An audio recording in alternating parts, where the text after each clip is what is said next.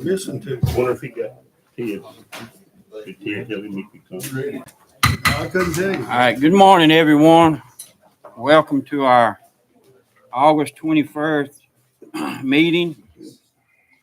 We have some copies of the agenda there. If any of y'all need an agenda, there should be some copies here. But again, welcome, everyone. That said, Mr. Bill, could we have the roll call?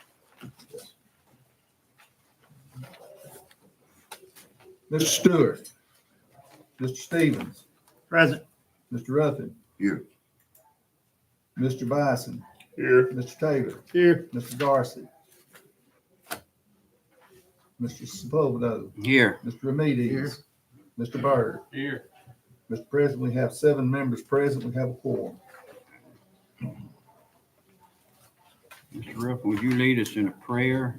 I will. And Mr. Bison in the pledge, please. Let us pray. Gracious Father, we thank you once again for the opportunity to come and serve.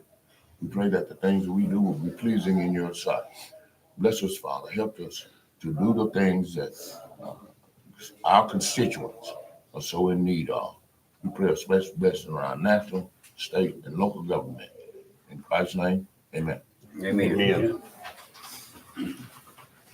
I pledge allegiance to the flag of the United States of America and to the republic for which it stands, one nation, under God, indivisible, with liberty and justice for all.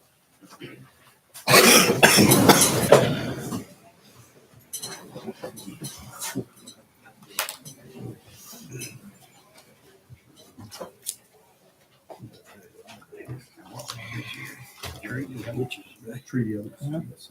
Hollis Creek. Hollis Creek. Is it Hollis Creek or Treaty Oaks? Both are the same, but Hollis Creek. Okay. Item number 5, amend the agenda. Y'all got any- I make a motion over the Treaty Oak. Okay, I got that. I was gonna add that item. Is that would be Hollis Creek? Solar.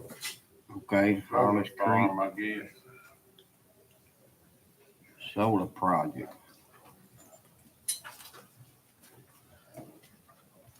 Any other amendments? Any discussion on this item? Need a second. All right, I have a motion I second. by Byrd, second by Bison. All in favor? All opposed? Motion carried. It would be 7. All right.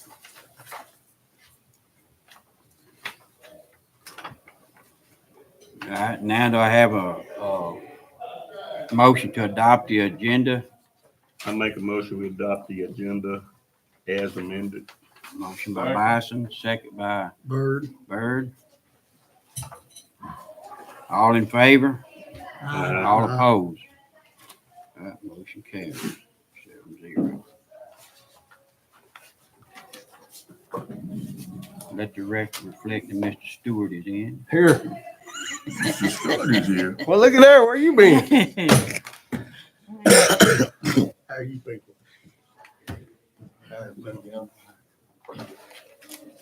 All right, item 7, public comments. Do we have any, I do. all right, yeah, okay. I don't know how long I'm supposed to be able to speak or not. I'd like to call your attention. Mr. Winston Hall. Yeah. Sir? I was telling you your name. Okay. There's a sheet in there with Beach Creek Enterprises at the top of it. See that? Yes, sir. Okay. If this year, if my property taxes do not change, first line there says I'll be charged $22.70 over what I was charged last year. Last year I was charged about $5,000 property tax. I have a little boat and barge storage on 1215 out of Zawala. And I don't know how you feel, Burger Barn, and feel if you got a $3,000 tax bill added to what you paid last year. That sort of stinks. I agree. To be honest with you. I agree. So now I'm paying about 7,000 and something. It's on here. I got it on the next page, $7,330 property taxes. That's a lot of money for property taxes. So I'm here to address that. On that first sheet, the questions that I'm asking is, what is the potential or possibility of raising my property taxes again this year? Because this year, taxes are due December. And if you raise it again, or if it is raised, maybe not by you, but if it's raised again, I don't know what my taxes will be. But the millage can go up, it can go down, or it can stay the same. So I've got listed here what y'all have the mills set at each one of them. And I may be wrong, I don't know if y'all set those or someone else does, but you can see what the mills are. Road district, all of that. And down at the very bottom, Sabine Council on Aging is funded by the sales tax, not a property tax. And I wish that all the taxes would be sales tax, it would be fair across the board. Anything you bought, you'd pay sales tax on. I agree. But right now, if you own a little bit, or trying to own a little bit, or trying to set up a business in Sabine Parish, the police jury, it seems like, is trying to run you out of the parish. And that's not right. I don't care who you are, I don't care what business that you have, but to tax somebody $5,000 or $7,000 in my case, that's a little much for just property tax. Now, if a tax is not needed to get the same money as you had last year, I would ask that you either reduce it or keep it the same. That's not a lot to ask, but you may or may not do that. I don't know. There's my Polish here right there. You can see, I know him and he knows me by name, and that's a good thing because I live on a blacktop road, and if it wasn't for him, so I'm gonna brag on my Polish here. Let's do the same. But my property taxes are out of whack, and that's what I'm here for. I got several other sheets in here to help you understand. If for some reason you don't ever look at this, I got one that's folded up. It's a legal sheet. I wish you'd pull that out. On the far left, that's fire only, and that's the millages that we're paying. Where I live, I'm paying about 12 mills on fire tax. It's figured on the taxable value, and that's my taxable value right there. And then at the end, it tells you how much is collected for North Sabine Fire District. Now, K-Wall, I'm not against the fire tax. I believe it. But when you put that or pushed it to get that training academy down there, that's only on the Zwolle people, from what I can see. You get credit for that. Sorry? You get So credit I'm for gonna get a check back. You get credit for that. You should. You should had a decrease in your insurance if you get what You think Buddy Wood's gonna give me a? Well, I went and I got my $48 savings. You got a column, but they got. Yeah. Is there any of this stuff that you don't understand? I don't believe Humane Society needs more money if they got over $1 million in their account. I don't know how much your fire district is, but I got right now a sheet in there that says y'all got over 7 million in the account. Is that right or wrong? Don't know? No, that's not an accurate You number. know this, Jerry? No, that's not an accurate number. But anyway, I got this right off the internet. no, that's not accurate. That's not accurate. Well, But just if it matters, we had a fire board meeting last night and we discussed our millages and we're gonna stay the same. Thank you, Jesus. So our next meeting, y'all's next meeting will be in September, and so we'll know then who's raising theirs, who's keeping it the same, or who's gonna lower it, right? Yes. So that's what I'm here for. True, Bill. We'll decide then on which wards you will I'm roll asking forward you to or leave it the lower same. The general- Ward one called me last night. September. Ward one called me last night and said that they asked to keep theirs the same, not raise it. So, You have any questions for me? No, sir. Appreciate you. Appreciate you.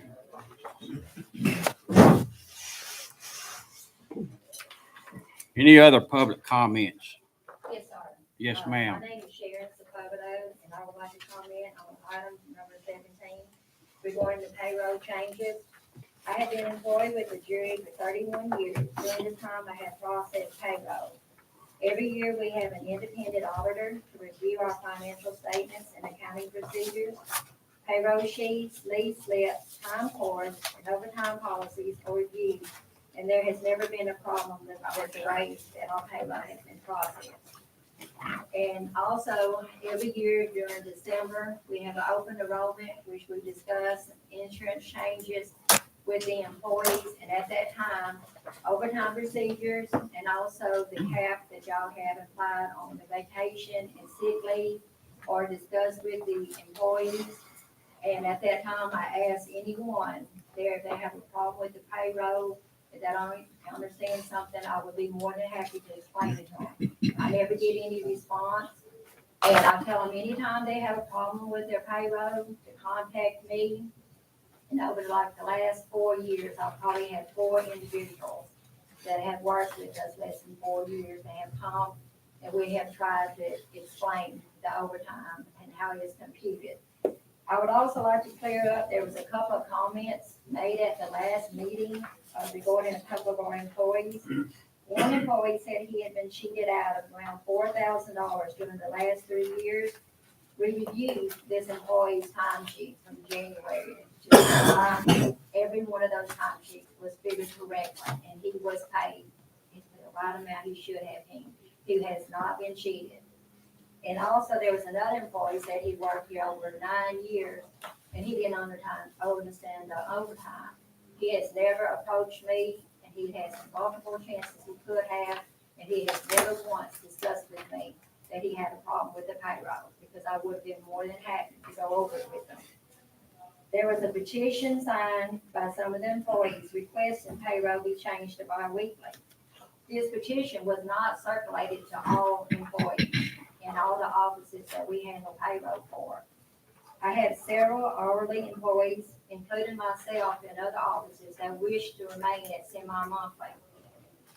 I would like the payroll to stay at semi-monthly, and if y'all would just allow me the opportunity to explain to those We've already employees this that last don't month. understand the overtime, how it's computed, because that, to me, is the only problem, and that's the only issue being raised as far as the payroll, is that some of them just don't understand how that's computed.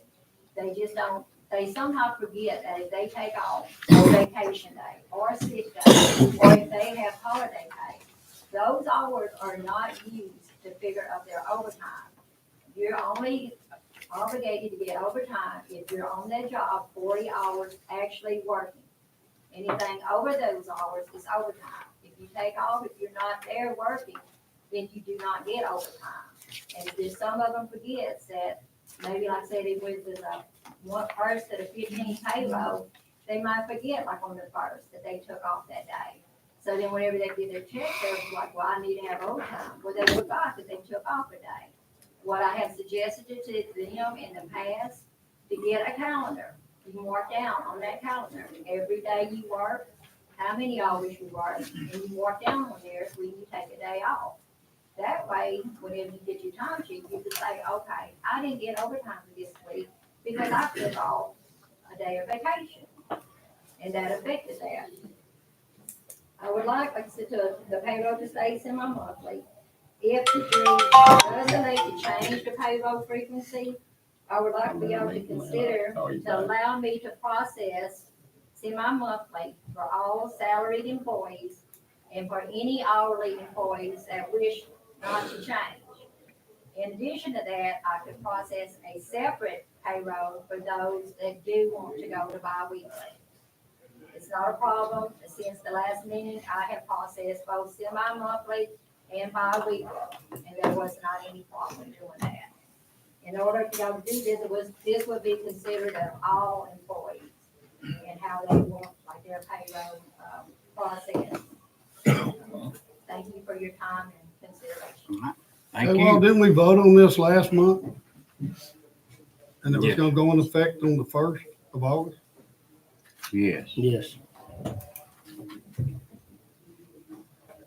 And it was for everybody, right? Item, what number's on that? Need some clarification. It's on the agenda today for some clarification on who all that Number 7. involved. Number what? 17. I Number thought we 17. voted parish wide for it to be done every 2 weeks. We did. Item 17, we'll get to it. All right, any other public comment? Yes, sir. Mr. President, is it public comment? Yes, sir. I'd just like for clarification, not far against, Mr. Stewart made a statement, and I think somebody else about certain districts may want to set their millage the same as last year. Yes. Our clarification, is that the exact same millage or the adjusted millage? In your case, in his case, it's complete opposite. Because in your district, y'all have showed a loss. Everybody south of Zwally showed a significant increase. This district showed the largest, but there's some taxpayers in, say, Ward 1 in his district, assessment got doubled. But by millage adjustment, it would be adjusted downward to collect the same amount of Roll money backward. plus the new growth. But if they levied it, the millage would be a roll forward, and it would double the fire tax or Right. road tax or anything in that district. This district and his district, not singling anybody else, his assessment got doubled. So leaving the millage, you need to look and consider and weigh out millage adjustment. Right. Were you gonna leave it the same, or what is the same? Well, You see my point? Yes, sir. I Let me see. ask you, in order to get to bring in the same amount of revenue, then you'll determine whether you adjust it, roll it forward, is that right? That's correct. Now, I don't have the numbers in front, let's just pick, and I'm not picking on anybody. Right. Yeah, I understand. But like, Wally, this is the worst one. District showed a significant gain. And there's lots of homeowners that their assessment got doubled. I criticized, they were rightfully so. I didn't see a problem in getting double. But you're gonna get a double whammy if you roll his taxes back to what they rolled last year. You have doubled the property taxes on those homeowners. His is 10.08 into the adjustment. Yeah. To get the same amount will be 787. That's the point I'm trying to get across, so y'all understand it. I'm not trying to persuade you, I want you to Right. understand that. Right. This man here's in the hot seat. In He's bold got years, some homeowners up in his district. If his road district or whatever, because I understand could go from 25 to 52. 52. I can't stand that, No. when they got a double assessment just on top of that. Right. So got to be careful about this. So that means So that we you are would actually roll going yours down, back okay, well, I leave mine the same as it is. So which would mean I would get less revenue next year. That's correct, but let me emphasize something else that's kind of misleading. It's not misleading, let me correct that. If you look, probably more so in Ward 6 and 10, that's where the big loss is in oil and gas. In 23, they collected almost twice what they collected in 22 because of all the value of oil and gas, the drilling rigs, and you doubled your revenue. But even with taking the loss this year, you're still gonna collect about the same amount of money that you collected the year before. Not 23, but 22. So it's not near as gloom and doom as it looks on paper. Am I right? True. So all I'm asking y'all to do, before you set any millages, you analyze that. Yes. Although he's taken a hell of a hickey on his assessed valuation, he's enjoyed the fruits of the, 2 years ago. yeah. And he's not financially hurting like probably, some of the other districts. I ain't even got tax. Yeah, that's a perfect example. He's been 2 or 3 years and hadn't had a penny. And I don't know how he's doing, but 2 years. hell, he's doing as good as the rest 2 of you. years. 2 years. So evidently he's managed his money. 1 year. Some of you. I say. So, 1 year of it. Yeah, But 1 but year, it'll reflect next year. Next year. Yeah. you know, it's gonna catch up with you. Yes. It's gonna catch up. But let me. The worst is yet to come. You're gonna be faced with this next year. It's gonna be worse next year. So be careful about rolling millages, Paul. I In agree. this case right here, they shouldn't, y'all should levy a mill that they levied last year. You ought to accept the growth of the adjusted millage rate, right? Right. That's what I'm saying. Which would And be yours, you got a totally different scenario. His I was- sympathize with yeah, you. his was 10.9 in And it goes 23, and down. it goes to 10.01. His will. What about? is it- His went worse? from 10 to 7. Yeah. His one was from 10.05 to 7.8. They gonna hang him from a tree if he has a tree left. And then Ward 3 is also the same. C8, which would be yours. Yours was 15, it rolled to 18. So you have to, 4.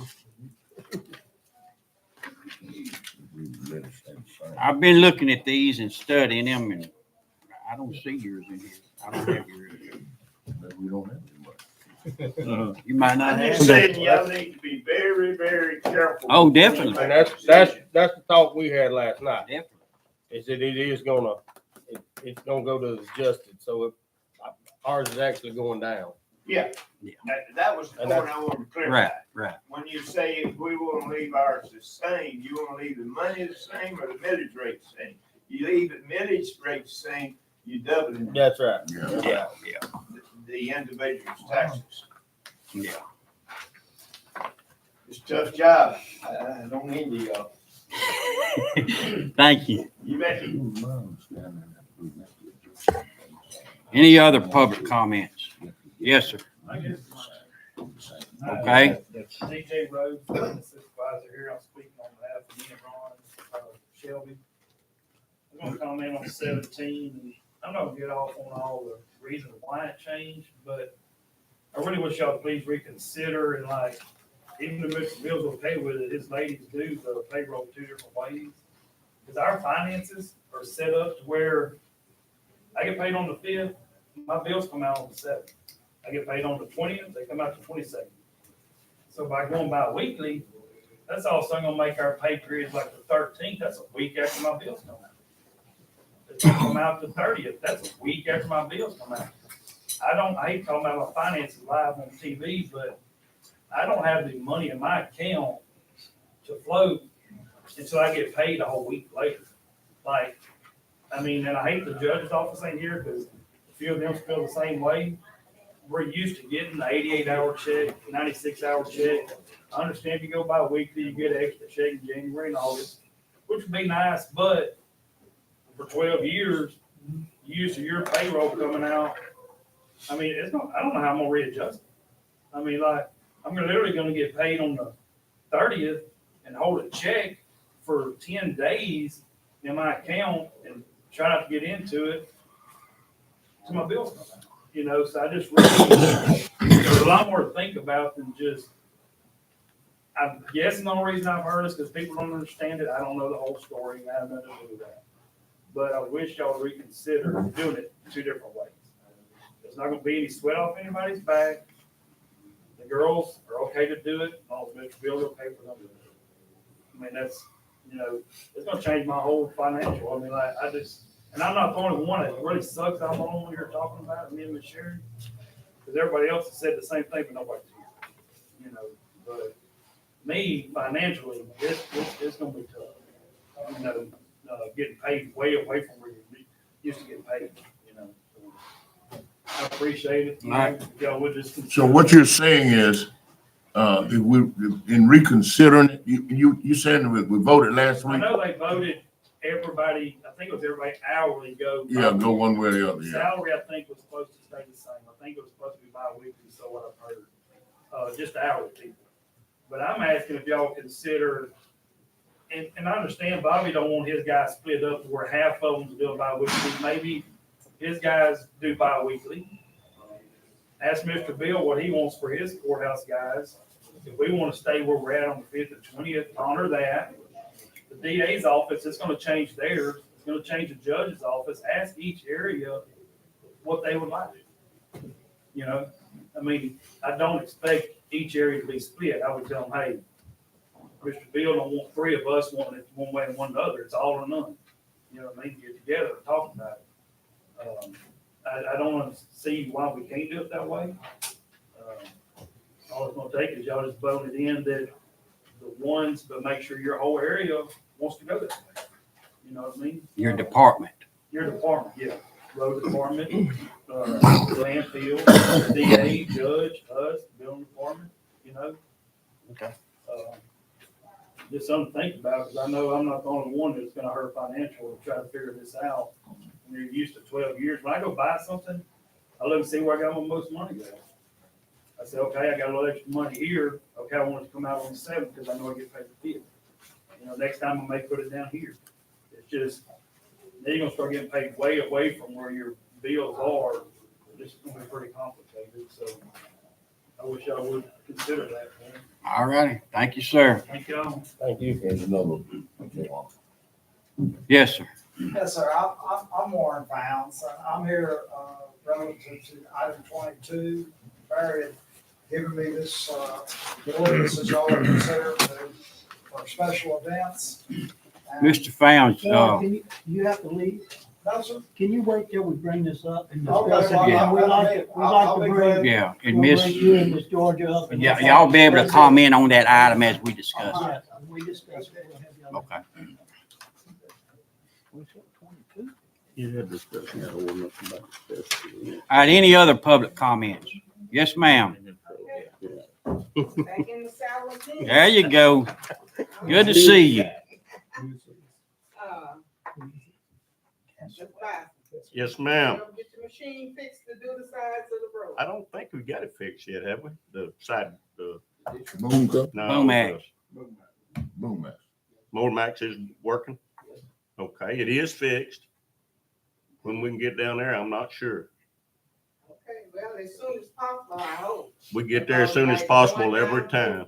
Going down through our lane, like I say, in broad daylight, you almost got to have your lights on bright to see where you're going. You know, all this rain and all that has really made it grow. I agree with you 100%. Yeah, because, like I said before, look like your kind is on the tail end of everything. No, I don't think so. But we get there every time you come to me, I get there, don't I? It may not be the next day or the next week, but I get there. And it's better than I ever seen it. I'll put it that way. Well, I haven't seen no more than what, when I called and asked about some rocks for my driveway, because, and another thing, we need some ditches. We need some covers cleaned out. They claim they gonna clean out my covers that day they was down there. They look like they took a spoon and made a line, but that's the drainage that they put in there. It didn't do no good. I hadn't been down there and looked at your house in the last week or two, but I'll get down that way. And I didn't come in there and look at your cupboard the last time I rode by. Yeah, every cupboard down there is stocked up. They haven't been cleaned out in the last 20 years. We'll see. I'll get down there and look, and I'll talk to that man right there if they ain't cleaned out. Don't be looking forward to that. I can pass it on. You might get a little daylight down there now. Yeah. So, Thank you, ma'am. Any other public comments? All right, moving on. Item 8, Mr. Alan Seabaugh. Is anyone here from his office? Negative. Mr. Shamahorn? Nope. Mr. Bagley? Planning Commission? No Planning Commission. If it's okay, Mr. Westford, would you make a note on the Planning Commission to contact them and see? Well, we hadn't been getting, He ain't been in a long time. yes, kind of, we'll touch base with that. Okay, See what's gonna happen. yeah. All right. Y'all fine with that, guys? Yeah. Okay. Moving on to item 12, to accept the minutes from the previous regular meeting held July the 17th, 2024. I make a motion to accept the minutes from the previous meeting. Second. Got a motion by Bison. Got a second by Mr. Ruffin. I don't feel that, in the minutes, section 26 reflects what we discussed and what we voted on. I think I misunderstood what was said on 26. We have, what I've done is we've set up a number 17. That will rescind that. We're going to rescind that resolution, touch base with it and get a clarification exactly. So I get a good understanding of what the will of the police jury is. So if we accept it and then rescind it in 17. So this is not what was voted on? No, sir. We have voted. So how can we accept it, Bill? Well, you can, or else we can go back and amend it. Whichever way you want to do it. The simplest is just to accept it, then rescind it, Because and go back. you're gonna be in a full discussion on that item in the next, on this agenda. On this agenda. Mhm. I mean, whatever the right way is to do it, that's how I think that's the simplest way to That's do the it. easiest. In order to change it? Yeah, to rescind it once. And then have a discussion on 17 and get it clarified exactly what the intention is and get the wording exactly the way the resolution is meant to be said. Because I just didn't follow the resolution before properly, apparently. All right, got a motion by Bison, a second by Mr. Ruffin. All in favor? All opposed? Nay. Nay. So, What is, how many we got? 6-3. We'll have to get Mr. Winston to teach us this parliamentary procedure. I can do it. I know you could. All right, Bill, they voted not to accept it, so now what do we do? No, 6-3. It's No, 6-3, y'all got, Accept we went. I thought it was not to. No, it was to go. Drew? No, where'd you get to 6-3? I thought it was 5-4. Yeah, I voted no. I voted no. You voted no, I didn't catch you. And Randall. 5-4. All right, show of hands, yay. Yeah, Nays. Nays. Do the nays. 1, 2, 3, 4, 5. well, we got to amend it. All right. Let's go through exactly how you want it worded, Ken. We'll amend it. Okay. We're just gonna do 17 now. So we're gonna really take care of that. 17. Number 17 now. Now, yes. May I address that? I wasn't here and I really don't know what we're gonna change it to and from. I apologize for not being here. How many of you have ever gone on a job and asked how you to be paid? They ask you how you want to be paid. None. I think that was, and I'm gonna address that, but I think that was a mistake. That's why we having all this going on now.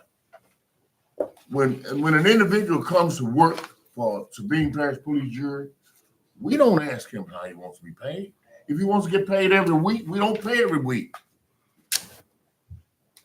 If you got to get paid every week, then you have to go find somebody to pay you every week. I think we really muddied the water by going asking employees how you want to get paid. And a lot of them don't even understand. There's the problem though, Mr. Ruffin, is they don't understand. You're exactly right. They think they're getting beat. So, I mean, my phone rings continuously about this.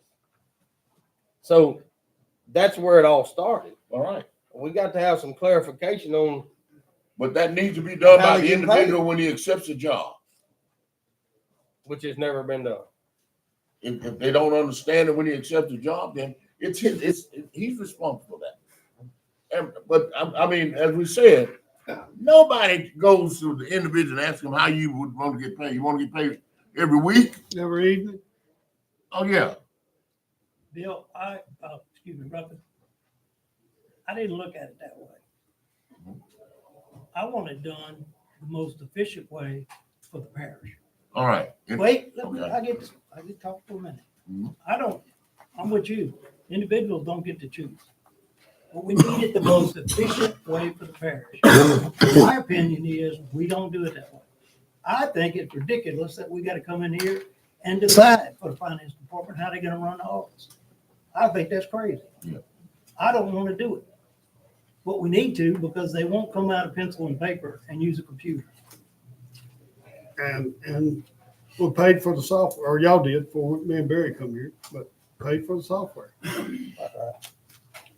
We do use the software. The software has been used for about 4 months now. It's very effective and it's working. As far as payroll goes, the payroll split in the United States between bi-monthly and bi-weekly is about 20% bi-monthly and about 40% bi-weekly. It's used a lot. It depends on the size of the company and the situation. There were a lot of reasons I had to want to stay bi-monthly. Only a few people ever talked to me about that and asked my reasoning as to why to stay bi-monthly. I never really had a chance to give reasons. One of which was be able to keep money in the bank longer and earn more interest. Another was because of the disadvantage of having to have extra payroll run. We have 4 people doing all this work here. We're stretched. The first thing that came up was to do, and I believe, as will be brought out later, we discussed doing 4 payrolls a month in the meeting last month. We had 2 bi-monthly for salaried employees, 2 bi-weekly for weekly employees. That added extra load on our staff. There's no reason to do that. You know,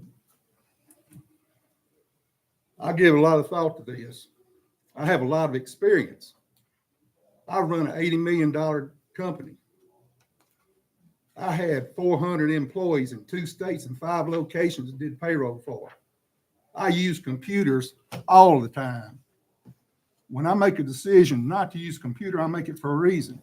Pen and paper, we do pen and paper payroll reports because that's what our people can do. And they mess that up 4 or 5 times a payroll period. We have to go back and correct. Turn them loose on a computer and then let us try to find the errors. It's the most effective, in my opinion, and I have an opinion that's professional. I've done this for 35 years. Nobody asked me what I thought. 2 people did, Kate Wall and Ronnie. You went to somebody who was not qualified or experienced. And that's about all I got to say. And as far as pen and paper, we're gonna always have pen and paper on our time sheet because we don't have punch clocks. No matter you do it by the week, 2 weeks, by the day, by the month, you still gonna do pen and paper timesheets. So, And with that said, do we need to get time clocks? It won't work. Won't work out the field. Go to your compactor station. It's gonna put out a time clock at every time. And then Oh, yeah, I see. That's what I say, though. We brought them up, so that's what I was venturing that into. and we discussed that about time clocks. That's an efficient way, but are you gonna be able to put them in every location you got? Yeah, we got a You're bunch of gonna have to locations. put them in every yard, at the road office, all the compactors here. How you gonna call somebody out at night and they can't go to the time clock? you can do it with your telephone. But the problem is, our people have trouble with pen and paper. You turn them loose with a telephone and start putting time in, Sharon is gonna have a disaster. And then on the time sheet, you have that signature. They got- That's what you call a document of original entry. That's an important thing in governmental audit. That's why I say, Bill,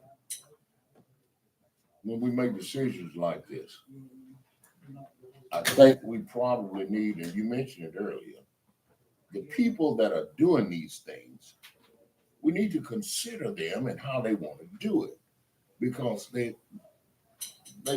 expertise is in doing this. But what we've done, we've opened it up to the public. We are the governing body of the parish. We need to make decisions, but this jury makes decisions based on the expertise of the people that's here. I think we made that decision last meeting. Bobby had I don't forgot how many signed the petition and not thinking what all they pay. Yeah. We done it off of his road crew's petition. Well, as I He pointed had out, I think 114 or I something. think that's signed. totally out of order. When we used to, no, man. And I think that's what I was saying earlier. We don't go to employees and ask them how they want to get paid. And that's what opened it up. You made a decision based on that. I think the governing body of the parish should sit and go call whoever in is necessary, but not necessarily workers. We need experts. But we didn't, nobody went to them, Mr. Ruff, and asked them how they want to get paid. They didn't? I've had more phone calls than I can count on how they wanted to get paid. They told me how they What wanted about to the get paid. petition? They wrote their names down. But still, Of yeah. How many people wants to get Well, paid? that's what I'm saying. But I've you heard can't of that. pay, you can't pay Eric the way he wants it and me the way I want Right, it, Ronnie the right. way he wants it. Everybody, the jury makes the decision how we gonna pay. And last month, I proposed to table this item until we got all the information together, but it went on to a vote. But those guys that signed that petition that, don't understand how they got paid, I understand their side of it. But still, on the flip side of that, it was 48 of them that signed a petition, I'm thinking. Well, they had 5 calls that Monday morning. The wives called and said that their husbands don't operate their finances at their house, but their name was already on it. So they signed something, they didn't know what they were signing. That's what happens when you open it And up. then on top of that, they didn't take in consideration this office across the road, the people that are here, the landfill people upstairs. Nobody didn't ask those people. So my point was last month is let those people speak and let's work it all out. But I abstained in that vote last month because I was working both sides, and I came up with a deal to wait till we have this safety meeting next Friday or whenever it is, when every employee has to be there. It's mandatory. They have to be there due to state laws and all that. And Sharon wanted to explain to them in depth how this old system works, show people that says they don't understand. I personally don't care. I'm not working either side of that. I do know this system that we're using has been in effect here in this jury as long as we all remember. It's the only way that's ever been paid that I'm aware of. I don't care. I'm not going to get paid by either one of them. If everybody I guess what I need to do is let us table this discussion until after that safety meeting. And at that safety meeting, why don't we have a show of hands and let everybody vote for what they want?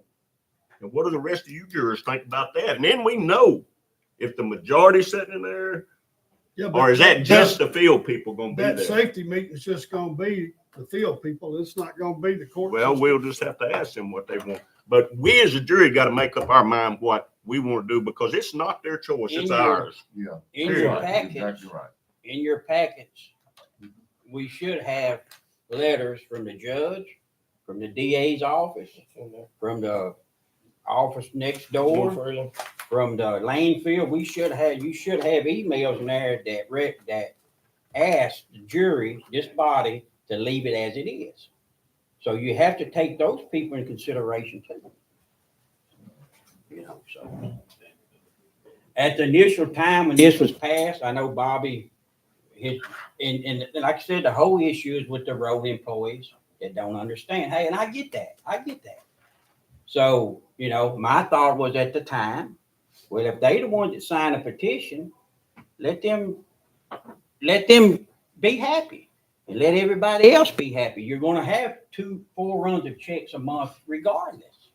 And if the administrative end here can handle that, well, let them handle it. Then both sides are happy. Just let it be. No, we don't need 2 pay systems. We need 1 pay You're system. going to have 4 runs per month anyway. Yeah, but it's just totally, we'll go back to the man that's got to put it on. Is that good or bad? 2 complete different ways to pay. Have you, Bill, What do you think? Your opinion, 1 system or 2? One system, Thank you. Whichever one it be. whichever way it be. Bill, have you tried doing the road crews the other way yet? Yes, we make run. Whatever. Yeah, they got the 16th was their first run. No problem. And I've heard comments. I heard comments when that check come in that they didn't understand that. So I don't have a. I heard it You comments need at to talk Napa to the the other day. administrative end because I don't do But they payroll. didn't after they done. After it They was still changed, getting they still short. don't. Whatever. And they're also made a comment that there's a misunderstanding that they actually think they're going to get 2 extra checks this year, but they're not going to get any more money.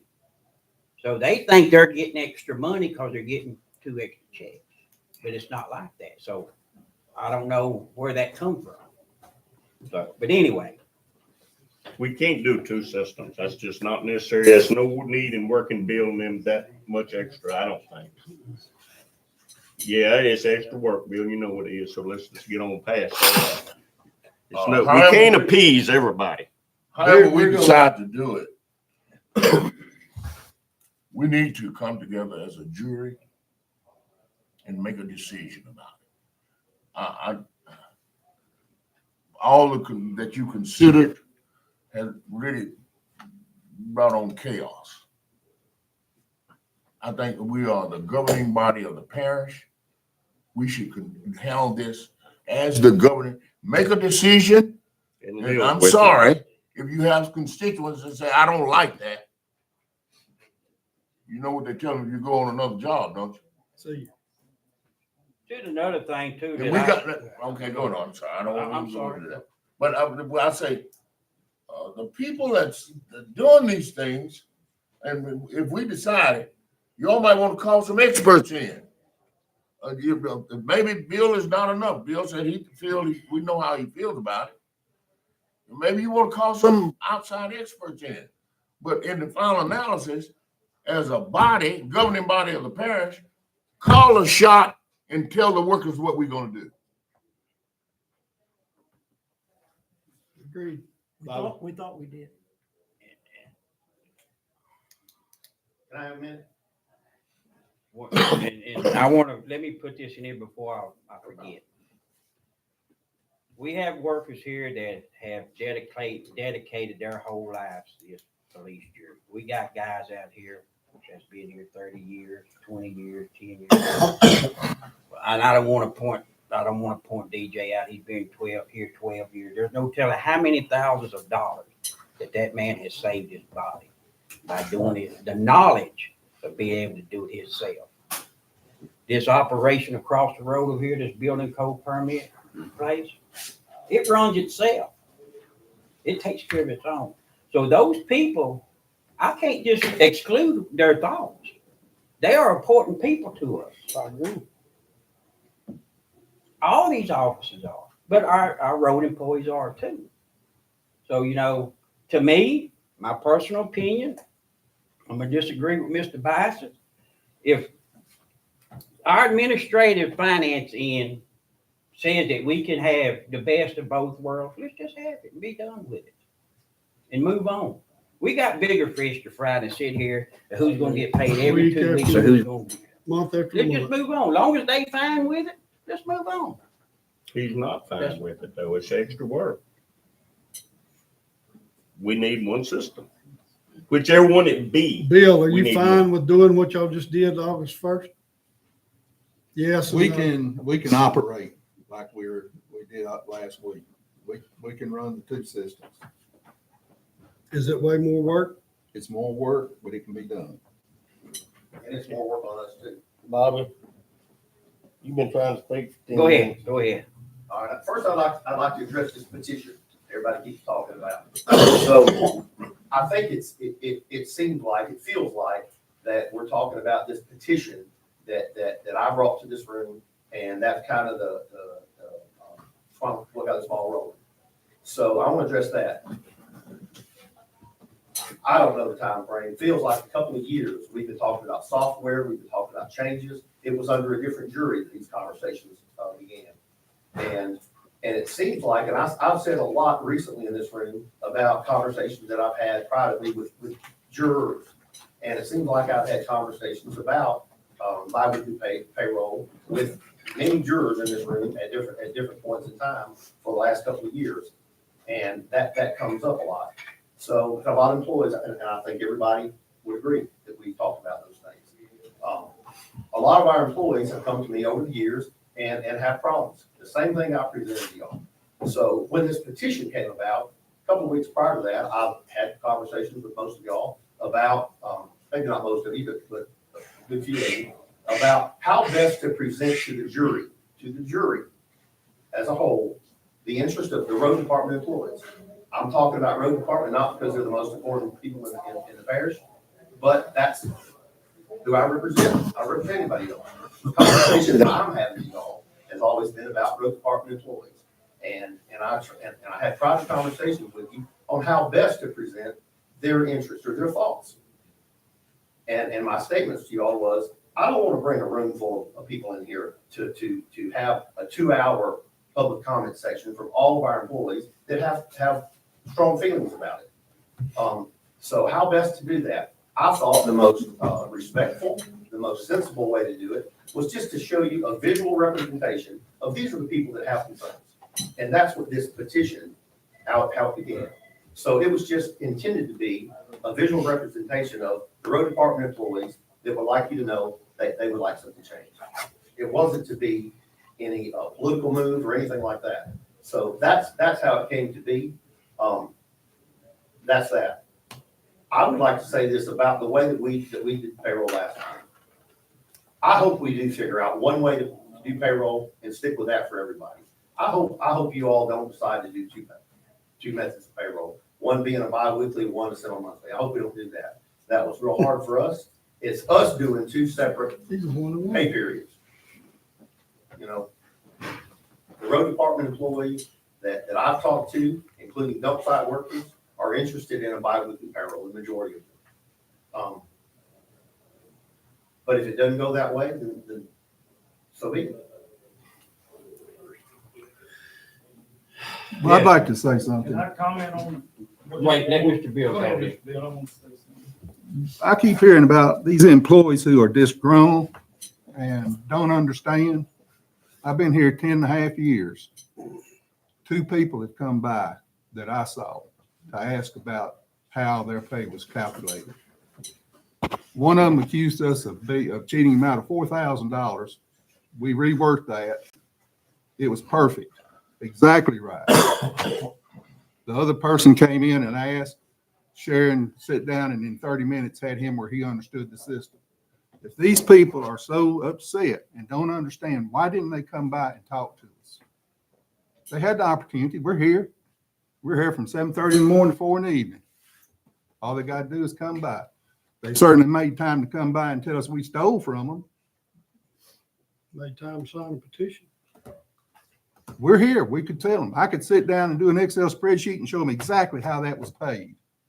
I could show it just like the gentleman that said that we stole from him. Let's send him the laws to explain how it was calculated, which days didn't count for overtime. Your PTO days don't count. We could explain all that, but they didn't care enough to come and ask. They care enough to gripe. That's all I got to say. Well, I think on that deal, Bill, is they go to him with it instead of coming to here. They go to Bobby with it. Because actually that's who they're working for me. That's their boss out there. Mr. DJ? So like I was saying earlier, I really hope y'all consider not basing it off of just people not understanding, because if they didn't understand the old way, do you think they're still gonna understand getting a straight 80-hour check overtime? If they don't understand the overtime, they're not gonna understand the overtime anyway, whether it's 80 or 96 hours. And as far as being outdated, the military gets paid on the 1st and 15th bi-monthly. My son works for the railroad, they get paid bi-monthly. They've been in business for years, way longer than we've been here. So it's not outdated. I would just really would hope y'all would vote with more in mind than just people not understanding. I mean, there's financial issues with everybody's banking accounts. Our checks will start being 80 hours. We depend on that extra 8 hours on our check when it's $88. So there's a lot more to put into consideration instead of just people not understand how they get paid. Me, if I went 9 years and thought I didn't understand and thought y'all cheated me, I'd have done found another job. You know? Oh, yeah. I mean, there's just way more to think about it instead of just, are they gonna understand it at 80 hours versus 96 hours? You know? Could be the school board and get paid every month.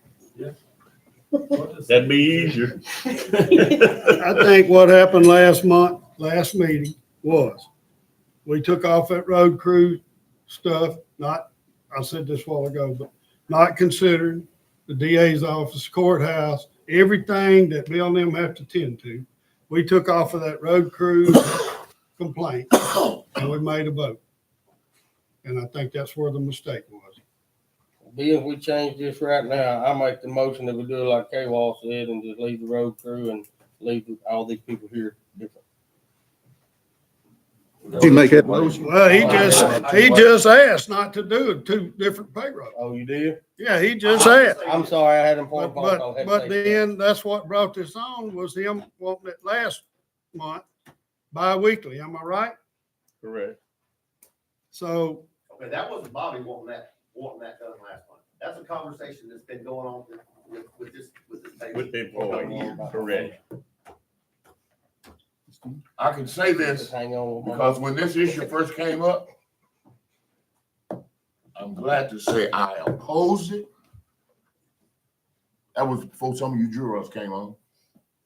We fought this issue because, first of all, what did we do 3 years ago? And I've been on this jury for a while. We never had a problem with payroll.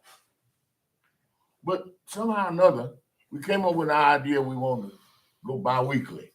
But some of the jurors didn't take into consideration that all the workers here, whether they understood it or not, and it was thrust up on them. And like he just said, their bills are set up for it like it is. right. That's right. It's set up. But now we got to make a decision about whether we want to take both of them or do one or the other. We've extended enough time on it. Yes. We need to resolve this real short, like, and go on to something more important, because we got more important things to do. We really do. We I gotta would say appease. Whatever way we do, we figure out one way to do it and let it be that for everybody. We're not looking to do 2 separate payrolls. No. The road off. Okay, that's what you want. That is very good. Bill, Sir. should we make a motion Doing it. to go back to doing your payroll just like you was doing it? Is that a motion? I'm asking, should we make a motion? I'll make that motion. I'll Mr. second. Ruffin. Mr. Ruffin, would you please fill out your motion? Make In one. detail. Make a motion. Okay, I make a motion that we go back to our original way of payroll. Go Do we back have- to do we- bi-monthly? Yes, For all employees. for all employees, we're gonna do one way. For all employees. For everybody, y'all write a check to. Including I'll y'all? second. You pay me bi-monthly, I'd be glad. I You got pay, a no, motion. you pay me twice a month. Yeah, I never got Might paid get a twice little a month. check. Okay, well, I'll second. I got a motion by Ruffin and a second by Bison. Now, do everyone understands this motion? Okay. And it's not coming back up. I got a motion by Ruffin, a second by Bison. All in favor? Aye. Aye. All opposed? Nay. 3 nays? Do we need a show of hands? No. I got That's some resolved. So I got Barry, Bo, Bo and Barry. Bird. Barry. 6 yeas. Okay, passed. Let's move on. All right.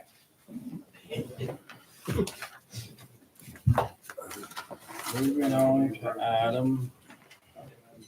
We marked out 17 now, huh? 17's dead. We gotta go 13. back to 13. All right. Our CPA is not here today, so that needs to be tabled. All right, table 13 till next month. I do have the annual financials. I'll be glad to print one out if anyone wants to see a copy. It's about 100 pages. Well, they It was good. will be here to. They were supposed to be here today. I'm gonna make But they'll a be phone. here next month. They better be. Any findings? There was no There's findings. no findings. Okay. good We were deal. in good shape. As long as we have no findings, we're in good shape. So. All right. Moving on to item 14 is to announce a public hearing for consideration of ad valorem tax millage roll forward.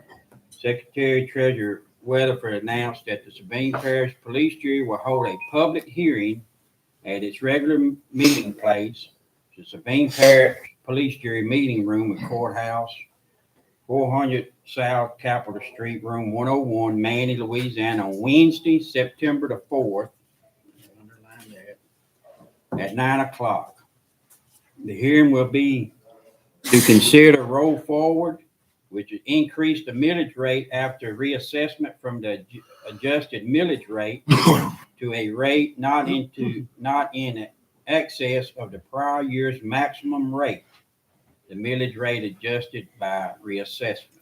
So that's gonna be on the September the 4th. Okay. You need to read that other The paragraph. police jury intends to consider levying additional or increased millage rates without further voter approval or adopting the adjusted millage rate after reassessment and rolling forward to rates not to exceed the prior year's maximum. The amount of increase in taxes attributed to millage increase as a result in roll forward is estimated at $756,575.64. That's just a announcement. Yes, we just have to change it to you announced it. Okay. And that's September the 4th. All right, and what's this next one? This is You another read this announcement. one. You read this one. Notice is hereby given pursuant to Louisiana Revised Statute 4219.1 that a public meeting of the Sabine Parish Police Jury will be held at its regular meeting place, the Police Jury Meeting Room of the Courthouse, 400 South Capitol Street, Room 101, Manny, Louisiana, on Wednesday, September 18th, 2024, at 9 o'clock, to levy the 2024 ad valorem taxes, to adopt the adjusted millage rates after reassessment, to roll forward the millage rates not to exceed the prior year's maximum, and to levy additional or increased millage rates without further voter approval. The meeting will be held in accordance with open meeting laws, including allowing public comment prior to taking the vote to adopt ad valorem tax millage rates for the 2024 tax year.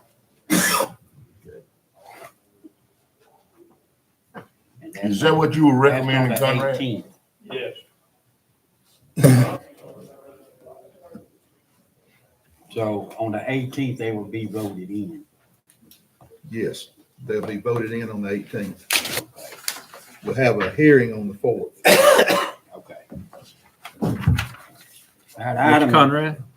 Cause I Yes, sir. understand what you're gonna have a public meeting on the 4th. No, a hearing. a hearing. Yeah, Public that's what I'm understanding. Public hearing. input, Yeah. Public input. nothing to be voted on. No, Right. And then we'll come back on your regular meeting and In, it is what it is. right.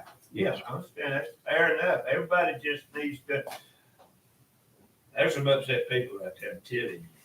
There's more people than you realize their taxes get. It's gonna get doubled if you don't even address millage. And unusually, we've got a twofold problem. The north and south has been split. Because the south is showing big growth, right or wrong, and the north is showing a loss, which is misleading in a way. The loss is only from oil and gas industry. It's not from the homeowners. You got lots of homeowners in your district. Is even going, I didn't make this comment before. Last year, 58% of every home in Sabine Parish paid 0 in property taxes. That's hard to believe, isn't it? Do you understand what I said? Homestead exemption. 58% last year paid no taxes. That number got dropped this year to 47%. That means 11% of the homeowners out there got from $1 to double or triple in valuation. It's just all over the table. There's some people that didn't even get a tax bill last year, are gonna get a bill this year for $200 or $300. I saw one $800. I got an increase of $160 myself. Yeah, that's right. I looked at every one of those, I understand. And I'm not arguing the valuation. If you don't even adjust the millage, don't even touch them at all. On my storage buildings, Wally, going up $9,100 in money. And the assessment's not wrong. But if you go in there and like, I'm not in your road district, but I'm in the North Sabine Parish district, and I understand they don't want to get involved in millage. But by renewing it, it's exact same thing it was last year, still gonna double my property taxes. You understand what I'm saying? Yeah, I understand. That's the problem. We're getting a double whammy. I don't think we need to be, this, law says we have to. But I don't think we need to be adjusting millage when we're looking at, in many cases, a double in valuation. A few years back, the North Sabine on that, was it the 5? It had creeped up and we had rolled that 5 all the way back to the original. Why? Why? They've done it I twice. think that's correct. Is that what you added this year too? Yes, yes. And like I said, we talked about it last night in our meeting and, you know, which we will, have less revenue next year, but we're fortunate to have some money. That's So, right. I mean, And you're gonna get back next year. yeah, and just, you know, bite the bullet and start cutting back, you know? I think we got two options on the oil and gas industry in Sabine Parish. If it doesn't come back next year to what it was last year, we ain't gonna have one no way, and it's gonna be worse. Yes, I agree. That's right.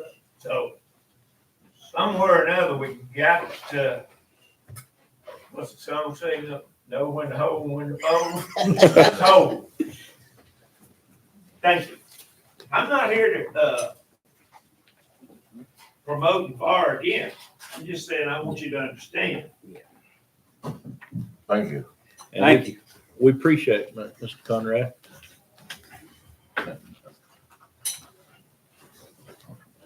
All right, item 16. Consider a resolution approving the holding of an election in Ward 3 and 4, Fire Protection District Number 1 of Sabine Parish, State of Louisiana, on Saturday, December the 7th, 2024, to authorize the levy of special tax therein. You gonna read that resolution for me, Paul? I sure will. Whereas the Board of Commissioners of Wards 3 and 4, Fire Protection District Number 1 of the Sabine Parish, State of Louisiana Governing Authority, acting as the governing authority of Wards 3 and 4, Fire Protection District Number 1 of the Parish of Sabine, State of Louisiana, the district, adopted a resolution on August 20th, 2024, calling a special election in the district on Saturday, December 7th, 2024, to authorize the levy of a special tax therein, and whereas the governing authority of the district has requested that this police jury, acting as the governing authority of the Parish of Sabine, State of Louisiana, give its consent and authority to the district to hold the aforesaid election, and in the event that the election carries, to levy and collect the special tax provided for therein, and whereas required by Article 6, Section 15 of the Constitution of the State of Louisiana of 1974, it is now the desire of the police jury to approve the holding of said election, and in the event the election carries, to authorize the district to levy and collect the special tax provided for therein. Now therefore be it resolved, the police jury of the Parish of Sabine, State of Louisiana, acting as the governing authority of the said parish, that Section 1, in compliance with provisions of Article 6, Section 15 of the Constitution of the State of Louisiana of 1974, and in accordance with the request of the Board of Commissioners of Wards 3 and 4, Fire Protection District Number 1 of the Parish of Sabine, State of Louisiana, the police jury hereby approves the holding of an election in the district on Saturday, December 7th, 2024, at which election there will be submitted the following proposition to wit.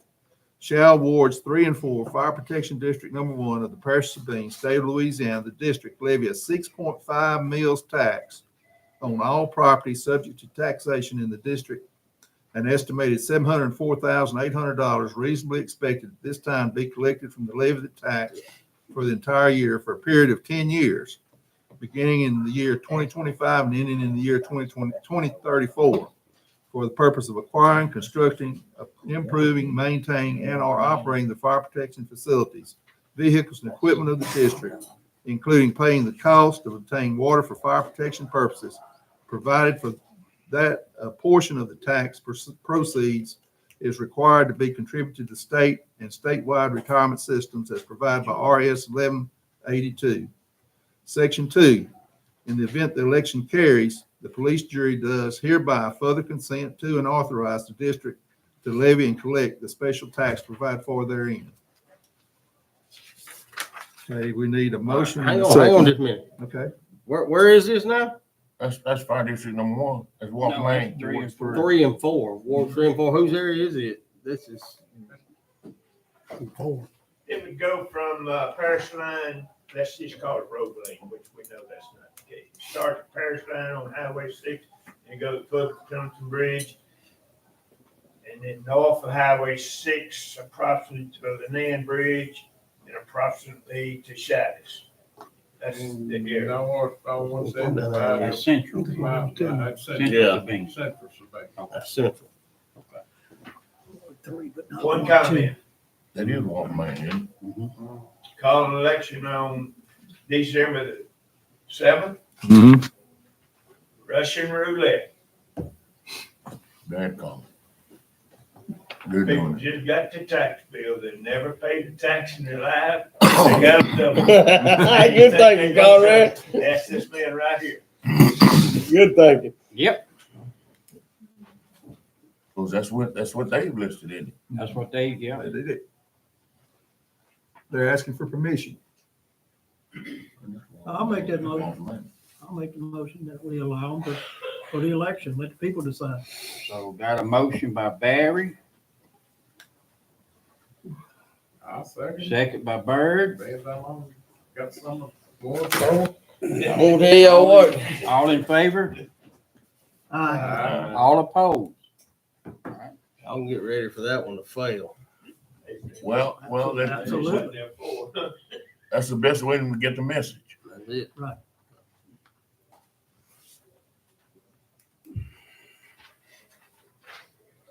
All right, we on 18. Mm-hmm. Approve engaging, Well, Yes, sir. do we, getting back to 17, did we we took care of rescind? Hmm. Do we need to No. do that formally, Bill? Yes, we do. We need to rescind Yeah, let's 9660. let's clean that up before we go on. All right, Bias,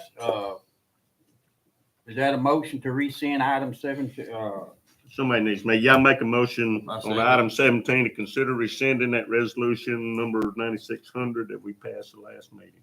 Second. That's all we need. got a second by Bo, all in favor? All opposed? All right, motion carries. Now you can move on. All right, thank you, Mr. Thank you. Bison. Thank you. Let's On get the that game. behind us. All right, on item 18, to approve engaging Franklin Engineers and Consultants LLC to provide standby engineering consulting services for the period of January the 1st, 2025 through December the 31st, 2025.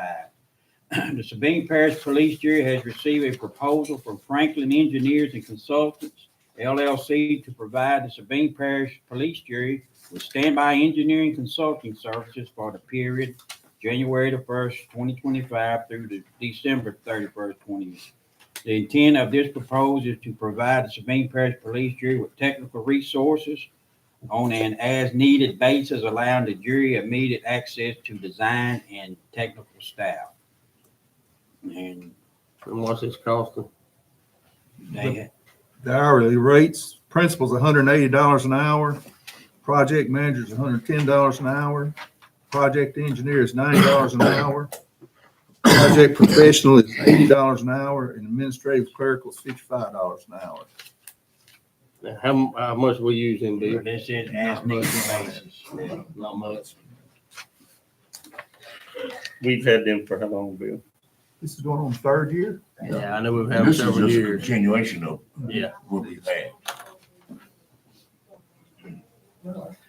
I'll make a motion. Motion by Bo, Second, second by Barry.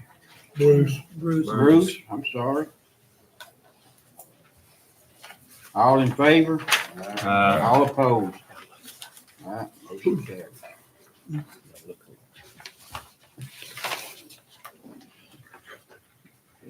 And also 19 is to approve engaging Franklin Engineering and Consultants to provide a RY 2005 air compliance assistance Title V reporting.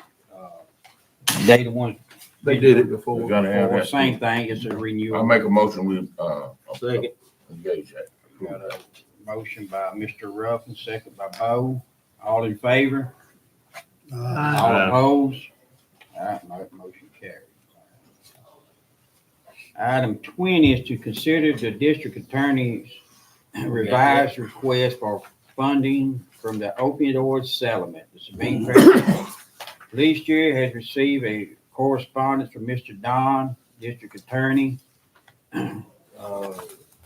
Sabine Parish, Louisiana, requesting revised funds for the national opioid lawsuit settlement. He's asking for $25,000 for a drug court employee to handle drug court, and then $36,000 for a full-time assistant district attorney to handle those cases. So it's going to be a total of $61,000. That's to be funded from the opioid settlement. That's all this can be used for though, right, That's Bill? $154,000 in it, and that's all it's got. Is that a continuing fund? Will we get We'll any get more money, money? yeah, we'll get more money, but it kind of declines, Ronnie, but we get money every year. Okay. But that's, to clear it up, that's all it can be used for, like Yeah. drug court or something like that. When the money comes, we gotta use it on. That's all it can be. I'll make a motion, we honor Motion the by- district attorney's request for the additional funds. Second. I'll second by Eric. All in favor? All opposed? All right, motion carries.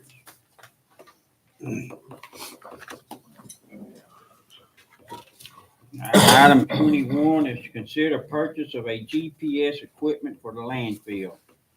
Mr. Bill, you want to enlighten that one? Yes, Ken. Our landfill, of course, is filling up fairly quickly. And what this equipment does, this GPS equipment, is we have a base station and you get GPS equipment on the compactor and both dozers. And what it does, it measures how much compaction you get on the garbage. And I think he said about 15,000 pounds a foot, something like that. Huh? You're better. Tell us about it. What this does is it saves you airspace. It shows you that it takes the guessing game out. It shows you exactly where you have airspace, where you do not. And without it, I mean, it's educated guess.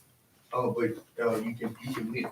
I have personally worked with this system before, and I got Joe, it's always committee. I've been tricked. I'm places where I thought we was done putting trash at, and my operator calling at me, no, it's saying we still got 5-6 more foot to go there. And of course, I can get in there and look at the GPS, and he's right. It also shows me if the compactor operator is properly compacted, getting our true airspace out of the trash. It saves us a lot of money from engineering because it shows us the life web left. Well, we can't put trash. There won't be no more engineers out there having to stake everything, tell me my elevation. I mean, I'll know exactly all of that. So it eliminates a lot of that cost. It eliminates when we do final cover, a contractor hired in to do final cover. I don't need him. I got a dozer that put this decision on grade at DEQ Quest with 3 foot of 2 foot of compact clay, 1 foot of vegetation when the sales went now finished. In return, saving airspace, it saved the parish a lot of money. We did the numbers, what they actually in if it happens, it puts the landfill at a closure date of 21/34, which in return it saved by 21/34 the parish $233 million. It doesn't, it keeps a record for you. It's all, I guess. Yeah, You know, keeps a CAD file. And then there also been a computer down in my office that showed that I ain't gotta be up there and tell you my operator do his job. It shows you the run time, fuel time, and also cuts down on your fuel. A lot of times the compact operator is packing an area, he's done packed it to the max, and he doesn't know that. This system will tell him, hey, you're done. So it can sit there, instead of consuming all the fuel, that will save. What's this gonna cost us?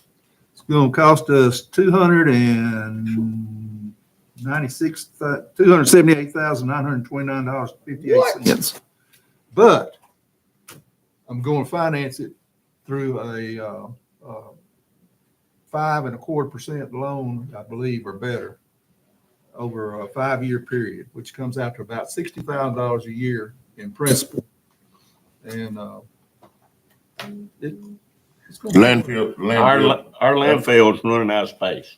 This is And going to this this equipment can possibly save us anywhere from 6 months to a year on that landfill, which is just strictly money that we'll be making. And they have it in Monday and up there, and they have them all over the state and all. I wasn't aware of it, but I followed up on it. They swear by it. It's just like I told Bill, I don't like spending this money because I can't see if this guy's really saving us funding or not, or, airspace. But a lot of people are using it and they're happy with it because they think it's saving them time and money and airspace. And that's what it's all about. Make it grow till it peaks. That magic word you just said, they think it is saving them. Exactly, but obviously Do some we of know them it is pretty is clever too. I mean, it's $300,000 we're talking about here, y'all. They have them throughout. They have them throughout the states. They use this system. Like I said, Pete has. He's familiar with the system.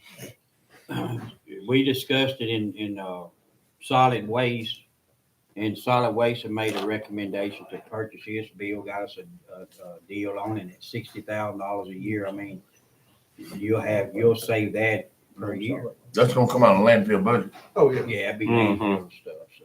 That's very important. But also, where you at right now, they're estimating a year and a half to we're done. And we have nowhere. And right now, we're in a big pinch because we got sales that's not completed, and we're running out of airspace. If this saved us a year, they give us that extra year to get this sale completed. So Sabine Parish still has a place to go.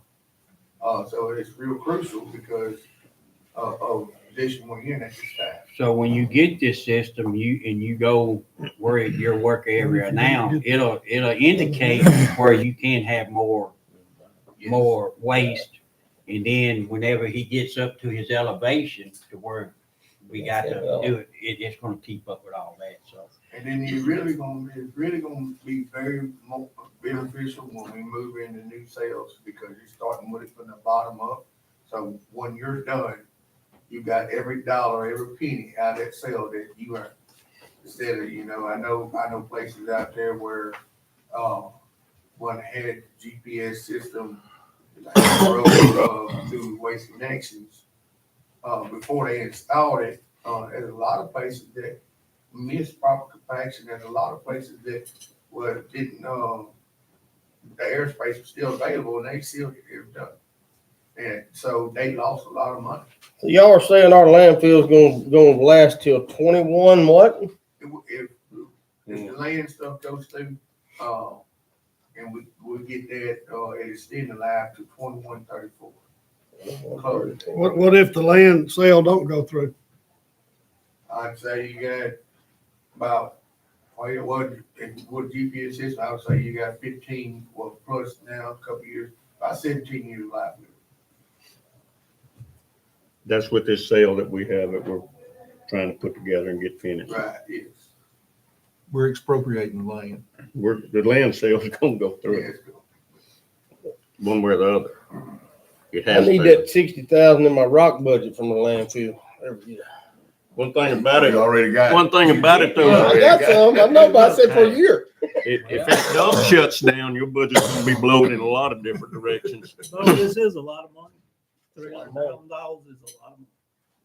We all understand that.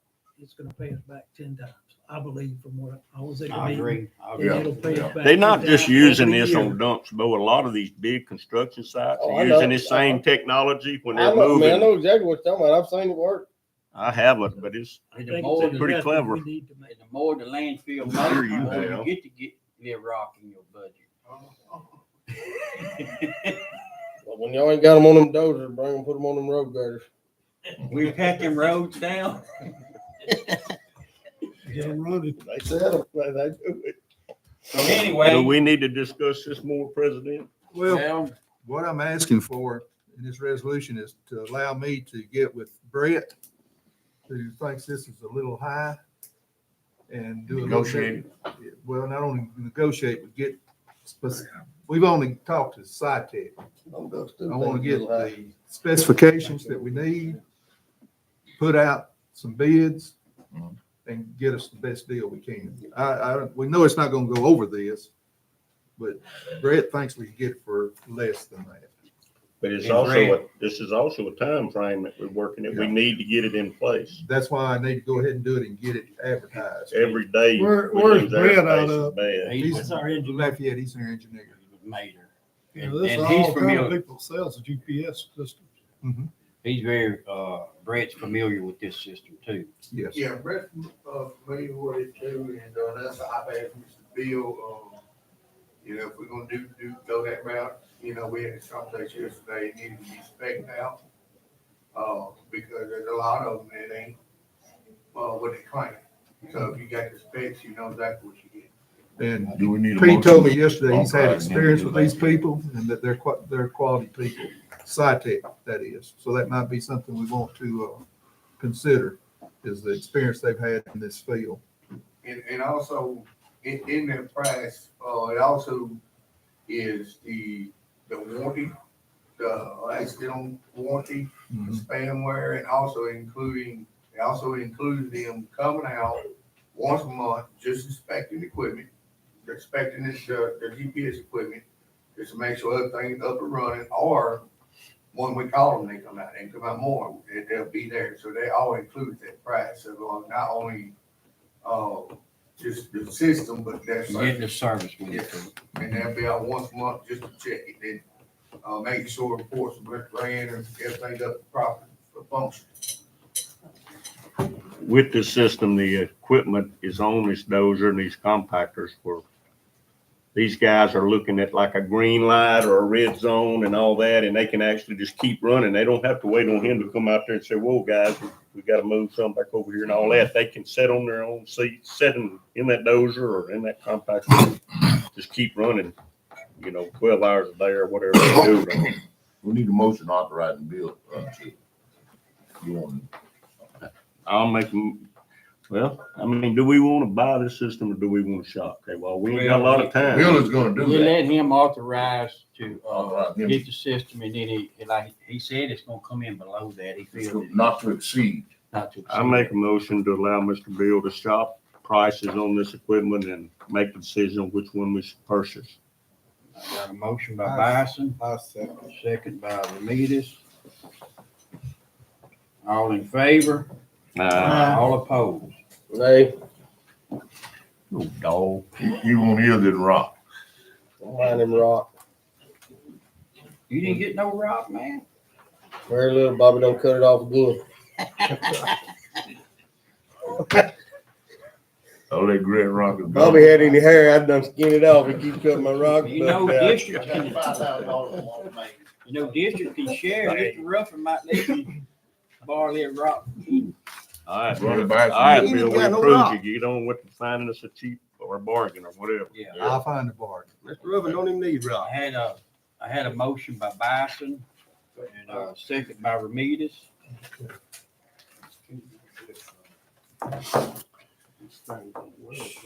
Had 8 yeas and 1 nay. Oh, negative Sam nay. over Negative nay. He just lost his $60,000. Oh. Whatever. I'll vote for it coming from Landville. That's a lot of money, y'all. That's a lot of money. It is. That's a big old business sitting out Like on Mary that said, hill it's too. gonna come back. They gonna come back. All right, item 22 is review and ordinance establishing policy and procedures of monitoring and controlling special events held within the boundaries of Sabine Parish, Louisiana. You know, one You're pound.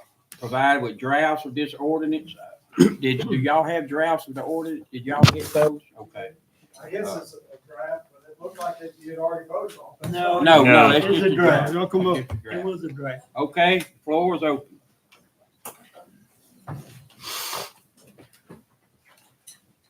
Sorry, it's been sitting a while, y'all. You're getting old. Well, for the record, most y'all know, I'm Warren Townsend, I'm with the Sabine River Authority, and of course, Georgia Craven is with the Sabine Parish Tourist Commission. Barry shared this with us last week at one of our economic development meetings, and I read through it, and of course, the first thing, and Barry said, you may want to look at it, so I think it's gonna affect you. And I guess that's what I'm here to ask. The River Authority, as part of our economic development, part of our statute says that we would put there for economic development as well as operating the reservoir and everything. So we host about 40 tournaments in our parks every year. We don't make a penny off of them. We give away everything. We give ice, we give everything we can do to get those folks to have their tournaments here with us. So I guess and also, we own a resort, and the golf course has, I checked with them this morning, they have probably at least 20 tournaments every year that are over 50 people, and probably more than that. But that's just strictly River Authority. Big Bass, Buckeye, Army Rec Center. I mean, there's a lot of other places that have bass tournaments and have had for the past 50 plus years. My office tracks and promotes about 100 tournaments on this lake a year. So, and I'm always complaining about Georgia. She's looking for money, and I'm telling them, no, we give away everything. We don't have money to give you. But so I guess my thought, but especially like the resort and the director spent that we're in the business of trying to pull people here, and this kind of is just the opposite of what we're doing. We don't do anything to cause them to have to spend any money. We try to get them to bring here and spend tax dollars. Certainly, I think that's well proven that, in the lake area and also in many other areas that people get coming here. This traffic that you see every week is certainly spending a lot of money here. So but my thought is whether it's Wildwood or whether it's Cypress Bend or whoever it is that's putting together a meeting. At what point do you say, okay, it's 50 people, you have to get a permit with the police jury to have a meeting, like the Louisiana Public Service Commission. They had a meeting here, we had more than 50 people here, wasn't a family event. Is that considered something that you would get a? See, when we talked about this, Mr. Warren, last month, when the sheriff and everybody was in here, we talked about this. I mean, like, as long as it's like, am I right? As long as it's like Wildwood, SRA, Army Rec, as long as it's a name like that, this don't apply to them, right? No, it says here, at the time It that wasn't the supposed to. application is submitted, the applicants provided that sponsored entities of IRS determined a letter granting a 501c3 status. I mean, it says at the time of application, so it means that we would have, every one of these people would have to submit an application. Whoever is going to put it on. Like BASS. No. Well, no, see, but they will be excluded because they have this. I But guess they're not, like, That's I not what we sponsor talked about, though, y'all. BASS, and I'm not a 501c3, I'm a quasi-government organization, and that's one of the biggest tournaments Yeah. we have, Right. the biggest special events we have. But you're saying they mass won't have to? All right. Mr. Ruffin wasn't here either. One correction, y'all's draft has 50, not that it's gonna really matter, but the new draft is 100 people. It's still a very low number. Yeah, it's still a very low number for a mass tournament, Here, you know. Mr. Ruffin, here's what we're looking at. The sheriff and all was here last month. You wasn't here. Apparently, just not too terribly long ago out here on Airport Road, they had a trail ride and a four-wheeler side-by-side ride. There was like 1,800 people there, they said. And they charged $10 or $15 a person to get in. Some individual charged this. So they made a killing out there this day and also had a shooting out there that night. They had no security. Had a killing. And so they made 2 killings out there that day. But They had no security. they had no security, and the sheriff's office is telling us they're understaffed, that they can't man that many people at one time. So that's what we're trying to do, is cut out the riffraff. So I applaud the effort for public safety. I think it's really good, but I think the unintended consequence is a real serious impact to tourism in our parish. And I don't think that's what we want to do here. And No, I it's think as not. written, it will though. Yes. Because when you say no special event of any kind for whatever purpose shall be held without applying, that is a very broad statement. And it would cover tournaments. It would cover fishing tournaments, golfing tournaments. Yeah, and our intent was not it to be that. We wasn't intending Well, that. and I guess my thought, if there's a way that it excluded those businesses in Sabine Parish that are in the business of bringing people in constantly, that have lodging, that have restaurants, that have the facilities. I understand exactly. Yeah, somebody went out, and I guess they used whoever's land to make that money, whether it was a private individual. Apparently it was on timberland. Yeah, timberland. You know, I mean, so I'm here today and going tomorrow. that's exactly right. But, certainly all the water farms. No, we don't want to shut anything down, but we need some control over what is going on, because what the whole purpose of this is, and you probably know, if the sheriff's office hear that, okay, there's gonna be a trail ride on Newton Road again. They go out there, who's organized it, where's your permit? If you don't have one, leave. And we gotta get something to do about it. I think it's just a classification of special events. Exactly. We're gonna have to define that. If we have 5 tournaments every weekend, I don't know that those are too special.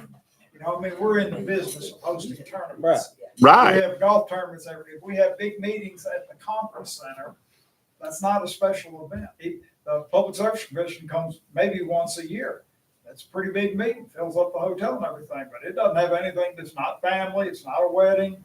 But certainly, I don't think you, until the Public Service Commission, you got to have a permit to come in here and have your meeting. I think it's just an added burden to this. Our burden's pretty good just trying to keep up with the tournaments.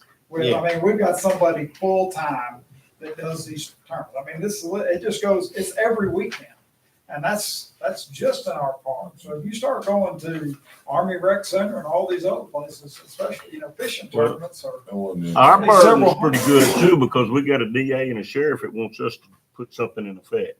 So that's our burden. Yeah. And we Well, I just copied think, off Mansfield or up there. I think that it ought to have something to, just like you excluded municipalities. So I don't guess you're not worried about Manning High School bringing in 5,000 when we played Newman, That's right. Exactly. But But you see where we're at. I see where We you're got at. the I see the where sheriff you're and at, the but I DA think if you're in want the something. business- If you're in the business and you're paying property tax and everything based upon being in the business, that's something different. than a Right. special occasion. I think you need to target whatever events you have the concern about. Instead of something that's very broad. This is a gift to Texas. Yeah, we don't want to do anything to hurt the lake, you know that, or Manny or anywhere else. It's just that we also need to control the safety situation. You know, a guy goes crazy and starts shooting out there. 1,800 people at Airport Road, to 2 killings and 4 deputies down there with 1,800 people. So they decided from the sheriff's department that these people should provide security, and the way the security is one deputy per 20. So they can't afford that, or they can't supply that. And I think it's probably maybe just misworded, or I don't know. It's misleading. I don't have the proper words for it. I That's don't- what I would think. I don't even- Somehow- we didn't mean it to be. They had this one at the airport road, and on the same weekend, we had another trail ride somewhere else. Well, y'all heard me say last month in that meeting that I told them, I said, if you get word that there's something else going on out there, go bust it up and get them out of here. And they said they don't have the manpower to do that with like 1,800 people. So that's why this thing come into play. We had an alumni here this weekend. Would that also mean that they gotta get a permit? Yeah. I don't think that was the intent. With that in mind, It was. I'd like to, make a recommendation that we table this until we can get with the sheriff, the DA, and see if how we And you can do you it. know. Get the legal wording for what, Right. how, what Right. constitutes. Because that's not the legal intent. business. And Because it's day in and day out. And I think it would be a great idea for y'all to be involved. Bill, that's what I was going to say. Let them know when the DA and the sheriff, Brad, Walker, whoever wants to be here. I didn't know And get today. warning them to be here. Some trail riders and stuff, they was wanting to come and speak up, but I didn't know today what we was gonna do on it. But I could tell them to come, because they had some ideas, figuring that they getting singled out Yeah. and stuff, and then you gonna do this, do that. Yeah. And So as you far as the can't- trail riders, I've Well, had multiple calls from them, and like they said, the event, the trail ride itself is not the problem. It's their after party that these people put on is where your trouble starts. So, I see their side of it too. But I just think before we move too fast on this, is we got to look at the whole picture that involves everybody. Yeah. Besides just one particular You group. can't single one. Because what you do to one particular group is going to affect somebody down the line, and I would hate to be having something and the cops come over and shut me down on my own property for having something because I didn't have a permit. And I'll be the first to tell you, I'll vote against it if it's affecting that deal like that. I will. We had a motion to, I got a motion by Mr. Ruffin. Second. And a second by, who's that? Bruce. Bruce. somebody. Bruce. All in favor of tabling this? All opposed? That motion carries. Table. Back to the drawing board, Bill. Yeah. All right. On item 23, we're going to review bids and award contract for concrete pad for Pug Mill. The Sabine Parish Police Bureau accepted bids for installation of a concrete pad for the Pug Mill until 10 o'clock on Tuesday, August the 20th, 2024, at which time the bids were open and read aloud. The following bids were received by the jury. There were 3 bids, and there's Hero Design and Construction LLC for $9,000 $8,900. And we have a bid by Timbo's Construction Incorporated for $24,700. And we have the last bid was RC Paving Incorporated for $11,208. So. All right, who is With that that? saying- RC Paving. I know this bunch. Who's the rest of them? Conrad, you know them? Concrete people? I ain't never heard of. Know any of I never heard of them. But I think the bid, excuse me, I think the bid was probably labor and whatever only, wasn't it? Yeah, it's labor Yeah. only. That's labor only. Ain't no concrete involved there. Cause y'all need to be paid for that. Yeah. Anybody know them? I don't know, I Dave. didn't know any of the. I didn't either. I've wanna seen say they out RCP, of- but I don't know Me too. anybody. Out of I've the never river. heard of Hero. Out of the river. I want to say that one, didn't you? You got a name on any of them? Heroes. out the Ritter. Who's the person? Does it say That's his the, name? that's the 8,900. Bear. All right, Hero, that's 8,900. Hero, I've got a- RCP's out of the I'm river. a no on that one. I know him very well. Hero. I didn't know that was the name of his company, but yeah, I know the guy. I know him. Okay. I'm You telling didn't you, get any local. Terrible. bids? I terrible mean, work. I'm not saying bad. No Tell 'em that. locals, bid. No Number local. 3. That's the only 3 we got. And that was man. surprising to us because I Yeah, figured that's it'd be some surprising. locals. Yeah, we couldn't. This is a line of work that I have to do. So I mean, I know competitive people. I know who's out there. We had one local I thought that think they Bobby come in can and answer made this a from me bid. better than They anybody. thought they had? Yeah, he thought that his man had come and made a bid, because I talked to him yesterday, but evidently he didn't know. No, you didn't get it. We can only go. I didn't get the bid in. but he- So, Do we know how many yards of concrete that are gonna be poured? Is this just forming or is this finishing the concrete also? It's It'll finished. be forming, finishing, digging footings and all. I'm The asking. specs, did you see the specs I did on it? not. We got the set of specs out for it, so. Bobby, I mean, how was this done? Was it legally advertised or just Yeah. phone Yeah. calls? Or Yeah. what? No, It legally surprises me as slow as work is right now that Nobody around here did it. Legacies or the,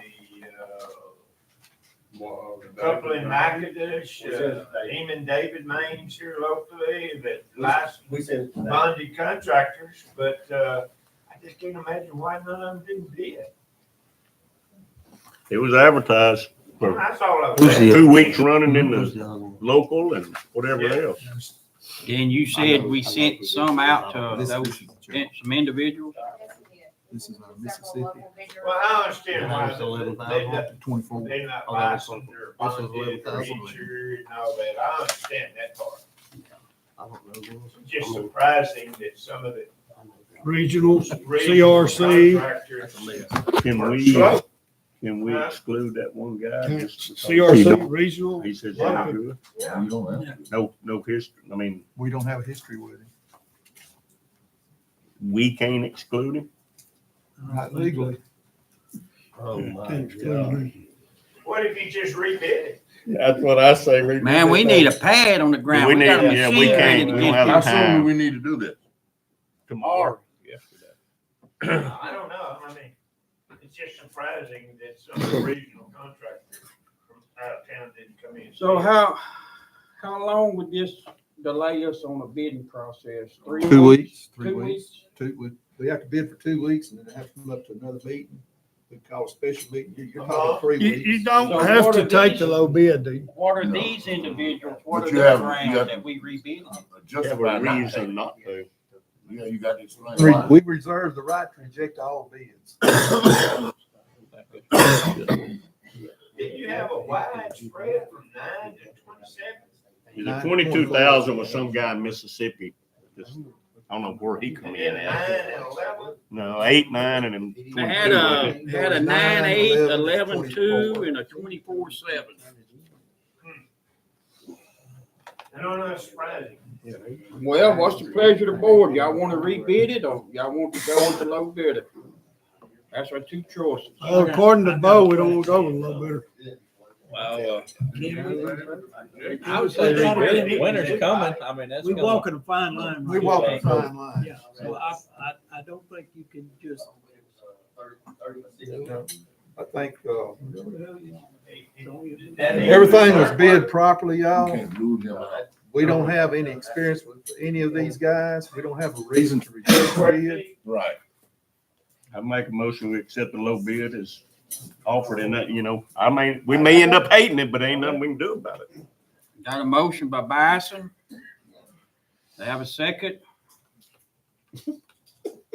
Hang me out there, guys. I don't care. No, I'm gonna second it. Barry? I don't think we have, yeah, I'm gonna second. I don't think you have any choice. We don't. No. Well, We so, don't. I mean, you might not like it, but we put it out for Bill, you said bid. we could reject the bids? We reserve the right, but we could be sued. Okay, let's go. Yes, sir. You looking at one I of know this those? ain't got nothing to do with me, but being me or Jim work for y'all, or Jim, or even Bo, he knows concrete. Get this thing inspected before he pours it. If you don't like the way the iron is, the steel, and the footing. We plan to do that. We're gonna have somebody It's there. hard to mess up concrete. He may not put the slick finish on there, but you make sure he's got his foot and steel. You gonna volunteer to be an inspector for us? Y'all can go out there, I'll go out there. Me and Jim Good. go together. We'll meet Bobby out there, Good. Bo out there. We'll have 3 inspectors on it, okay? You have a parish inspector? I'm one of them, that's what I'm talking Yeah. about. I mean, look, 4 or 5 of us go out there and look at it before they go. Like it, tell them to redo something. Good idea. We'll do that. Appreciate that. You know? Man, it's worth its money. We had loaded. All right, I got a motion by Bison and a second by Barry. All in favor? All opposed? All right. Oh, they say Joe. Nay. Say Joe. No nay vote. That's another $5,000 worth of rock he lost. Bo, you ain't gonna get no rock, I'm man. sorry. I can't go with that. I'm just sorry.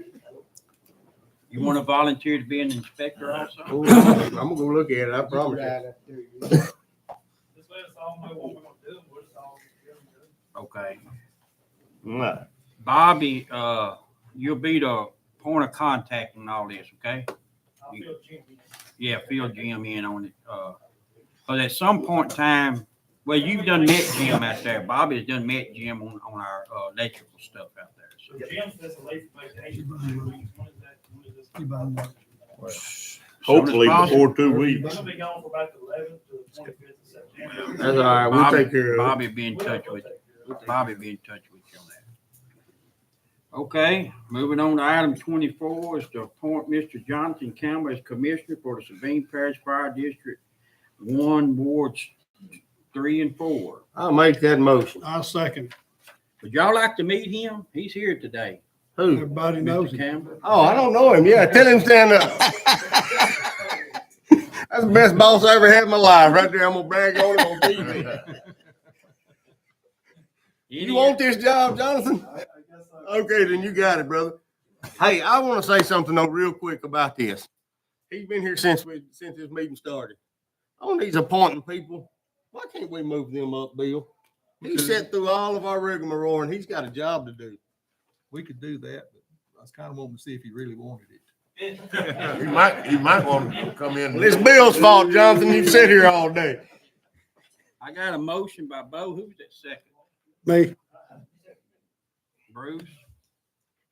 All in favor? All opposed?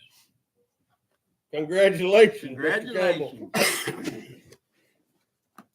Thank you.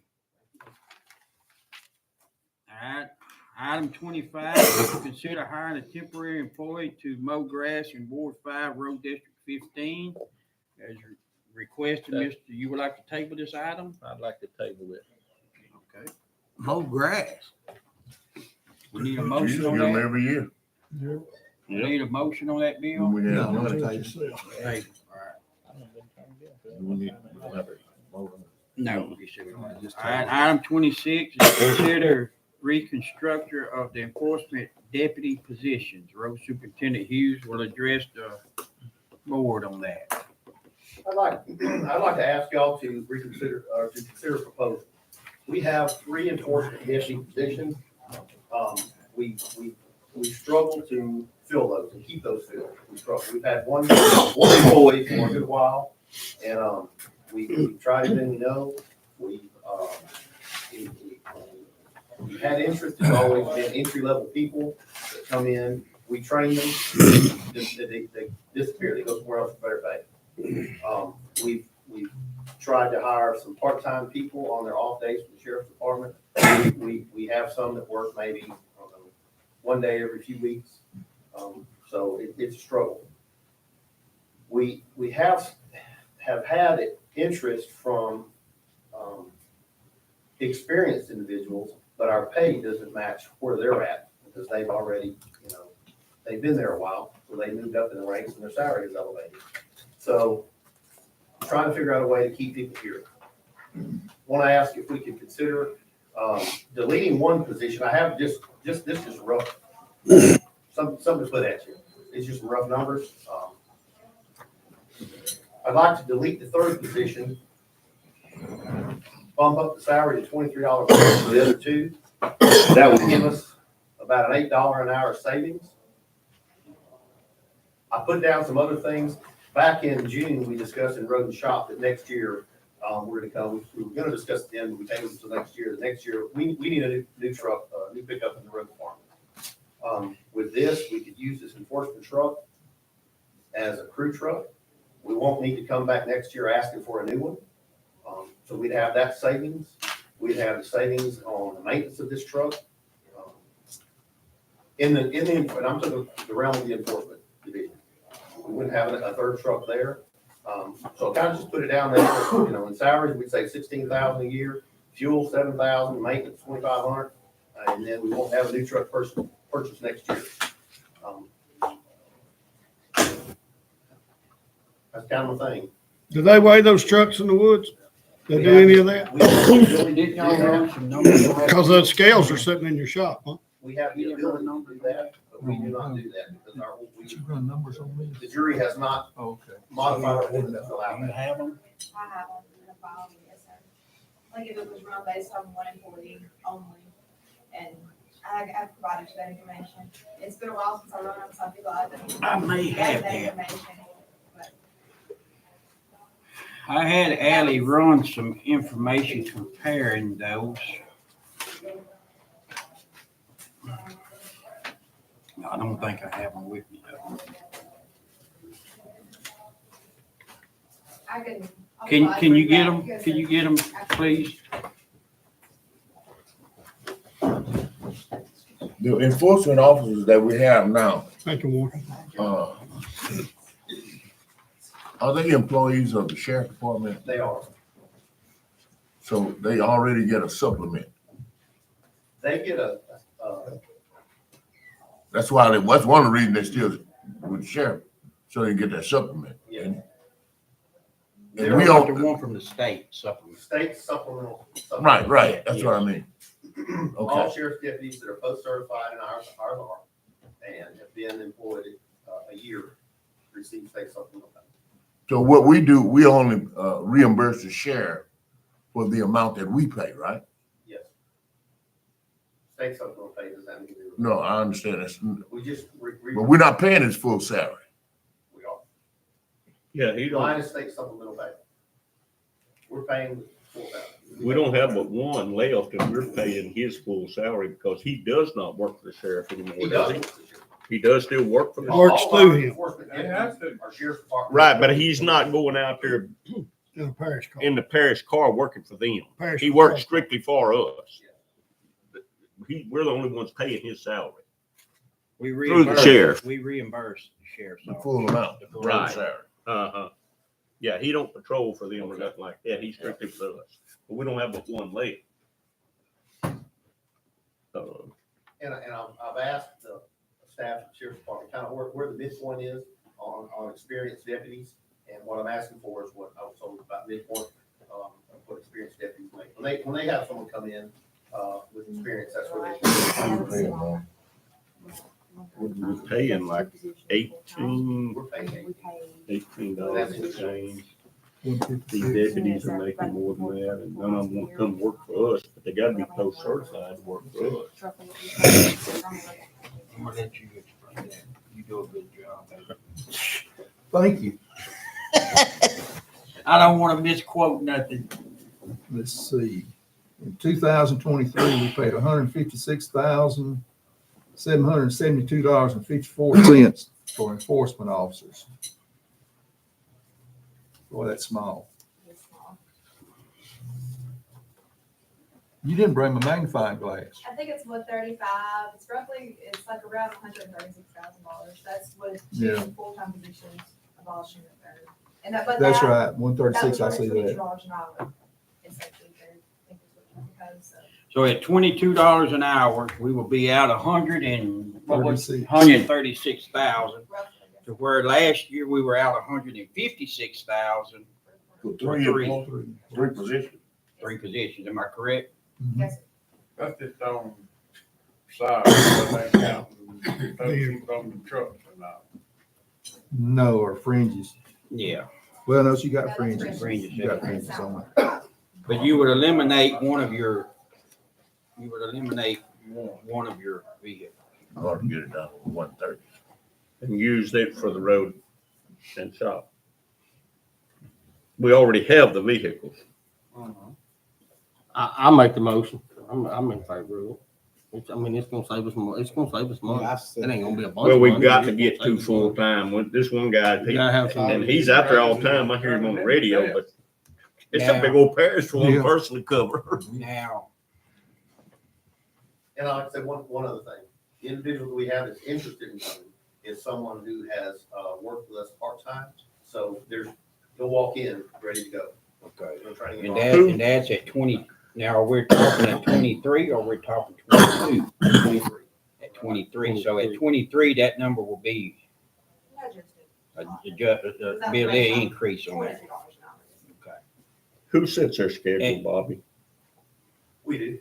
Okay. I mean, I know some, you've got to where you rotate some of them into the weekends so you can catch them. Yeah. You want to do it? Yeah, Yeah. we have problem areas and we have Let 'em people know. set up and we see what traffic patterns are and we adjust our schedules to the need. Now, I know we done got a motion and a second on the floor, but I want to bring this to this board's attention. Now, we're taking an enforcement deputy and we're increasing his pay. So whenever one of our other employees in the other departments find out what they got a raise, we're not going through this whole raise. No, we sure ain't. I'd like to address that because that was brought up in some conversation. So when we, I don't remember when it was, when we bumped everybody up, everybody up $2 an hour. These people didn't get a raise because they are not parish employees or sheriff's department employees. So, But they did get a slight raise through the sheriff's office, if I recall. they got a merit raise just like our Yes, employees get a yes, merit raise. yes, yes. So, But theirs won't compare to what ours was across the board. Absolutely. About $5 Two different raise. positions, two Yeah. different jobs. But just let y'all know now, we're talking about a 18 to 20, you're talking about a $5 raise. So when these other employees hear this, I'll let y'all know what's coming. Now, it's a whole different animal from an enforcement officer to a guy that's doing something else out there. Right, the motor Whole grader. different animal. But I just want to let you know what's coming. So, I can handle it on my end. because every time we give one a raise, it goes right on Oh, it down that does. line. We've been fighting this fight for years, guys. Y'all, the ones that's been here long, y'all know what we fought for Every years. time. The new ones, I tell you what's coming. But anyway, Listen. so the third vehicle will be used as a spare vehicle for whatever. It will more than likely, it will be on a parish-wide crew. Yes. Okay, but it also will be available to an enforcement deputy if his truck happens to be in the shop with the transmission messed up. in it. Well, we'll remove all the decals. We'll have to remove all the decals on it. Yeah. Why not just put it up for a spare? Because we are in need of vehicles now. And that was part of the savings. You gonna come back wanting a truck here if we put it as a spare. We don't have luxury of Let 'em having use a it. spare. We need vehicles on the road. And we do need two enforcement Yes, officers. definitely, definitely. It is amazing. If you would drive from here to Mansfield back, count all them water trucks. And it ain't just the water trucks, it's them dang loggers and And I will say this, over the years, when this Haynes Michelle first coming here back in, was it 2011 or so? I know up on the north end, man, we couldn't, our head stayed spinning. We had so much road damage. They were coming from all directions, but over the years, it took a few years to get here where we're at. But, you know, whenever you look at that sheet right there, Bo, and you see where there's not but 5 citations wrote that month, well, it tells you your system's working because people are doing what they're supposed to do. And that's the whole purpose of the enforcement, is to prevent the damage from happening. Well, and too, You know. it's easy to drive down the road and not notice what's going on around you, but we know what's going on around here. We've got, I bet there's 6 crews right now that I can think of that are working here in Sabine Parish doing Michael Cornick's gumbo grant. Mike's gumbo grant fiber installation, and they're everywhere. We monitor what they do. They tear up our roads. I'm mentioning in a minute the road damage reimbursement we got from. That's the second company that we have, because they damage our roads and they damage our right of ways. And so there's a lot that our enforcement deputies do that no one realizes. There's a lot going on out in our parish, from log trucks, I know they've frac trucks. they've helped us a lot on the north end in keeping everybody where they need to go. So I made that motion. If you look at these tickets, there was no loggers got a ticket out there, because the loggers as a whole are doing, we all know them all, and they. Motion. What was the motion? The motion was to Accept Bobby's proposal there. to eliminate the third position. Go to eliminate the third position. Go to $23 an hour. $23 an hour for two enforcement deputies. Should we make that effective first next month? You'll make that the first of next month, Bill? That'd be That's fine. fine. Okay. Is he ready to go? So we have a motion, and we have a second by Ramirez. Any other discussions on this item before we vote? Okay, all in favor? Nah. All opposed? Yeah, I voted for that. Bo, you did good. Bo, you sure? I'm joking. I didn't think we knew how to say, hey. It was because there was a savings involved. Only reason they got a raise because there was savings involved in it. All right, moving on to item 20, did you get that, Bill? You got all that? Okay. Moving on to item 27, discuss reimbursements received from road damage. Mr. Hughes, you on that one? I just told you I would bring it up when we do receive damage reimbursement.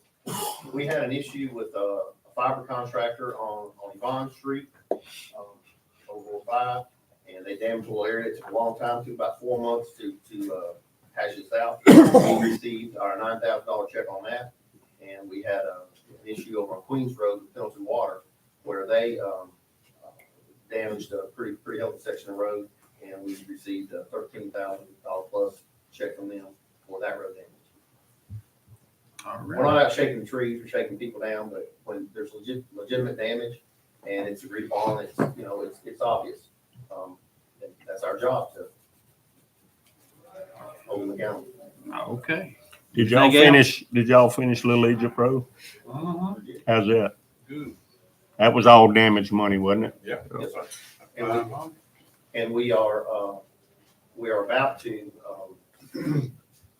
we've got 3 roads that were damaged by the pipeline up on the lake area, and one in your area that we're gonna catch while we're there, that, we're gonna be our first 3 roads to be full.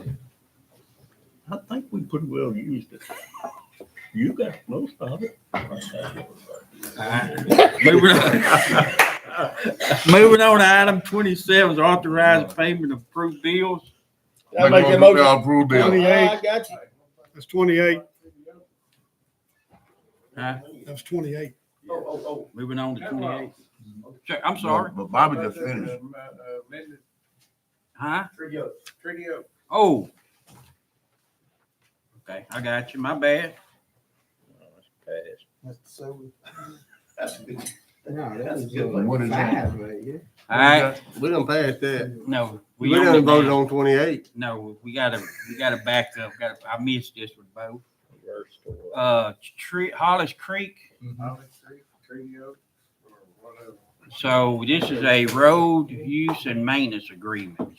Mr. Hughes, you work with this Yeah. company. So, Mr. Bill, you've been over this Twice. document? Been over it twice. Tree Oaks is a solar farm company.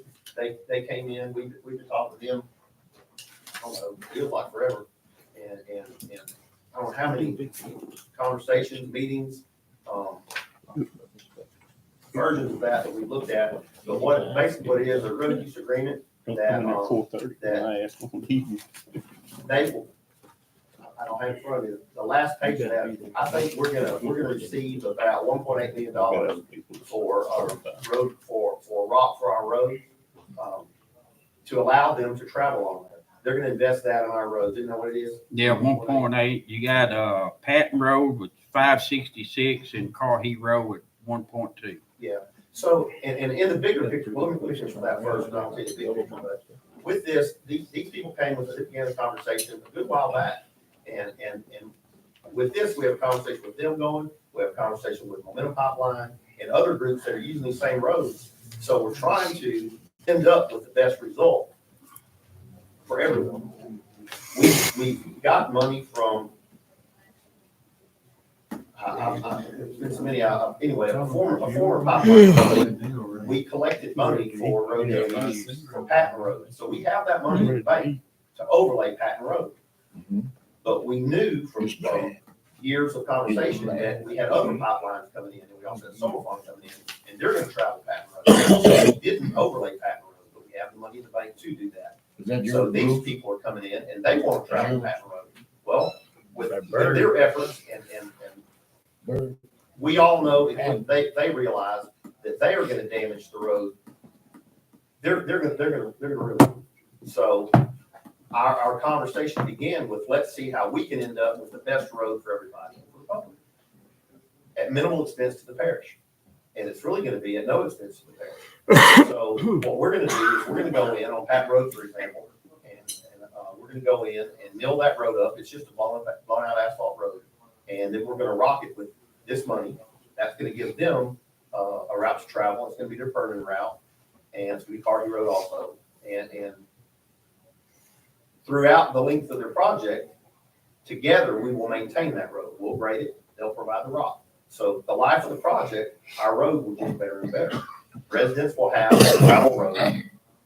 We can't limit the development that goes on in the parish. So we have to allow a permanent route for those people to haul, and that's the route they have to take. But the end result will be, once, at some point, when they're done with their construction, we will have a very well-built road. So, Treaty Oaks. does Treaty Oaks have a idea of how long this project before completion on this project? Did we vote on them going ahead and doing this? This. But at the end of this project, will we overlay the road? Yes. Okay. And we have the money in the bank to do that Already. So do they have an idea, a year, 2 years? They never did give y'all. They ain't got the third of the timber cut. Oh, well, no, they hadn't even really got going. No, they ain't even got Okay, I started. got you. This is just the Agreement road use agreement. that we're gonna have with these. You're not gonna overlay it until they. Projects. This is all your area? It's gonna be a good road when it's all said and done. That's kind of what I want to state, is that it's gonna be, those are gonna be two awesome roads. So what about this when we're done, community? very well built, People that's been aggravated? at no expense to the parish. If just the public can go through the pain Yes. once it, It feels better when once you put that rock on and they start packing that thing down and it's all said and done, you have a good road. All right, so we need to make a motion to enter this agreement with them, Mr. Bill. Is that what we need to do? Yes, we'll have to give you authority to execute the agreement. All right, so I have a motion. I make a motion, we give K. Wall the authority to enter a road use agreement. Motion by Bison, With somebody. second by Eric. All in favor? All opposed? Nay. Y'all, we had a room full of people coming here concerned about this out of that community. Oh, it's happening. There ain't nothing you can do about it. Oh, yeah, there's something you can do about it. If that whole community will, it don't matter. Y'all voted it in, so that's fine. Do whatever. I can tell y'all what, we'll have conference in Florine High School when they come down there to Doug Thaxton to try to do it. I'm telling y'all. People are too concerned about this. Our voters are concerned. These people ain't cleared up nothing with them people either. I'm still getting phone calls from them two ladies that was in here, and they're in your area. They're calling me.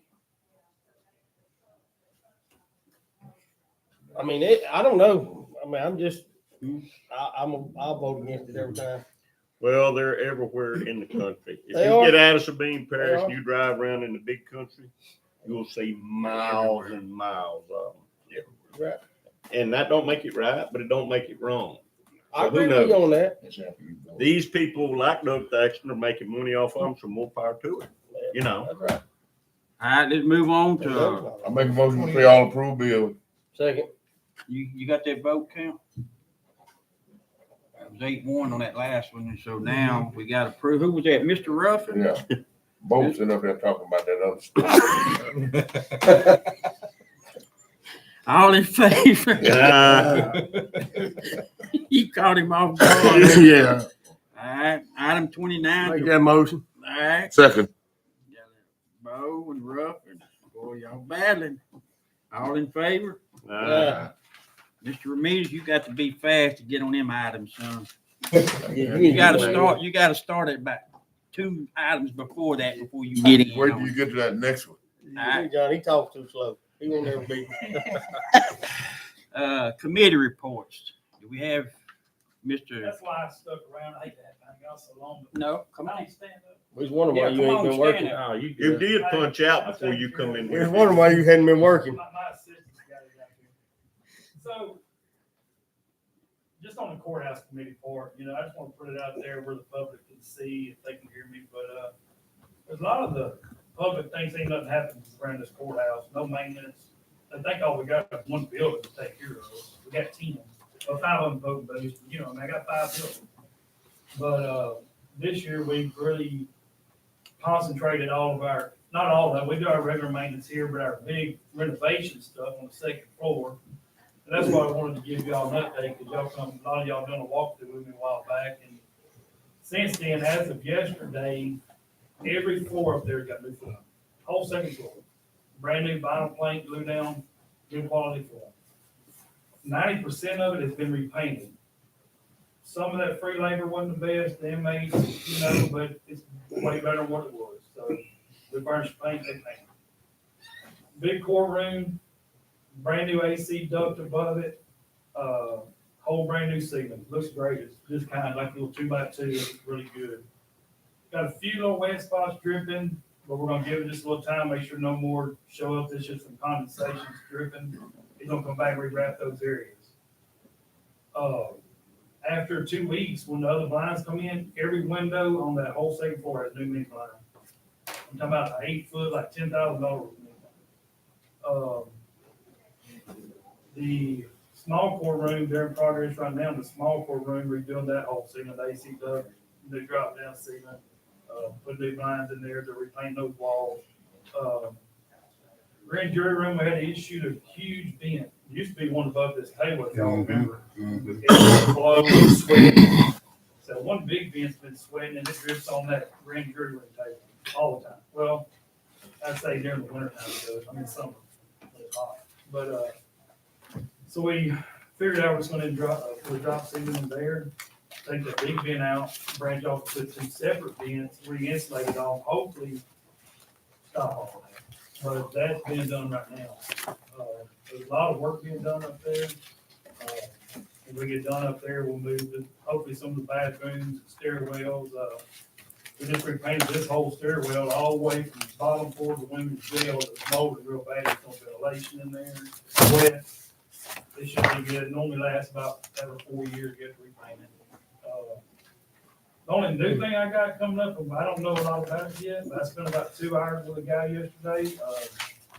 The judge has a, I don't know his right job title, but he's like a security analysis guy. He's out of New York. That's all, he's the only one in the whole state that does it. He goes to federal buildings, courthouses and stuff and assesses their security of the building. Probably this will start having to, I don't know when, but there's mention of, having to do some upgrades. You know, probably gonna be adding some cameras on the second floor. He's gonna write up a big proposal, so I don't know what it's gonna consist of. He's talking about, you need 3 guards out front. You're gonna have to have a scanner for when UPS brings their pallet full of stuff in, they put it through there and tell you what's in the boxes. Somebody putting a guard in the stairwell out here, because they can come down this back door and leave and let people in. Nobody sees that. So that's just coming up in the future. I don't know a lot about it, but as I know, then. Okay. I appreciate everything. Yeah, you do. thank you. Thank everyone out there, see what was done. Holler at me one day, we'll do it. Keep up the good work, DJ. I appreciate what you do. Do And, you more know, of it. The general public, the general public, if they've been in the courtroom in the last 6, 8 months and they go in it now, they ain't got to tell you what's been done. You can see what's been done. So keep up the good work, man. Appreciate y'all. Any other committee reports? Did we have anything we needed to cover in solid waste? I think we covered our. We had nothing in road and shop. Okay, yeah. Moving on to operations. Do you have anything in our operations? Yeah, I'd like to ask y'all. Got a letter from Bill dated July 31st regarding overtime. You've all seen it. And I've had different conversations with yours. Is that something that we need to talk about today? Yes, and before we go in too far with that, I'd like to make, Mr. Bill, let the records reflect that I did not cut out all overtime. That recommendation came from the finance committee that made that recommendation to cut overtime.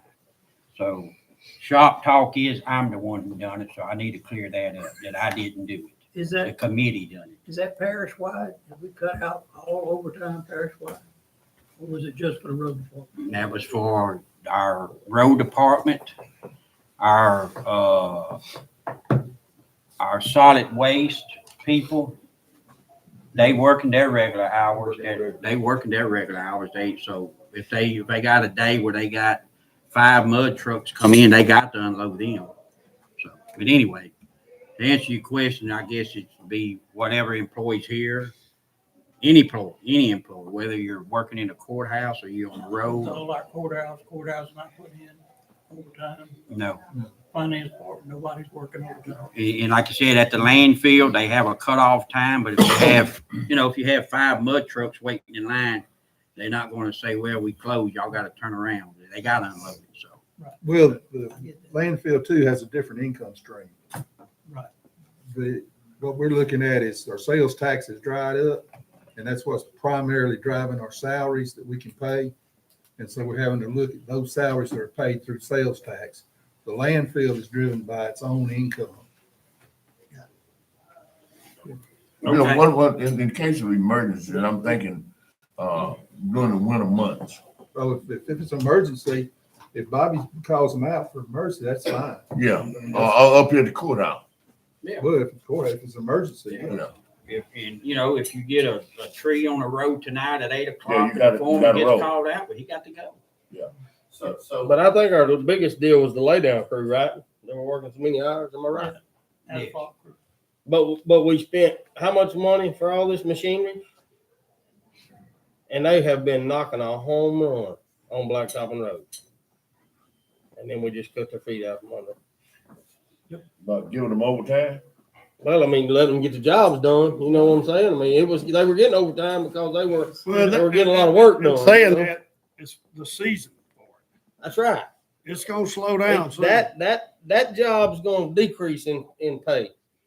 But we're in the season to have all that overtime by getting it done.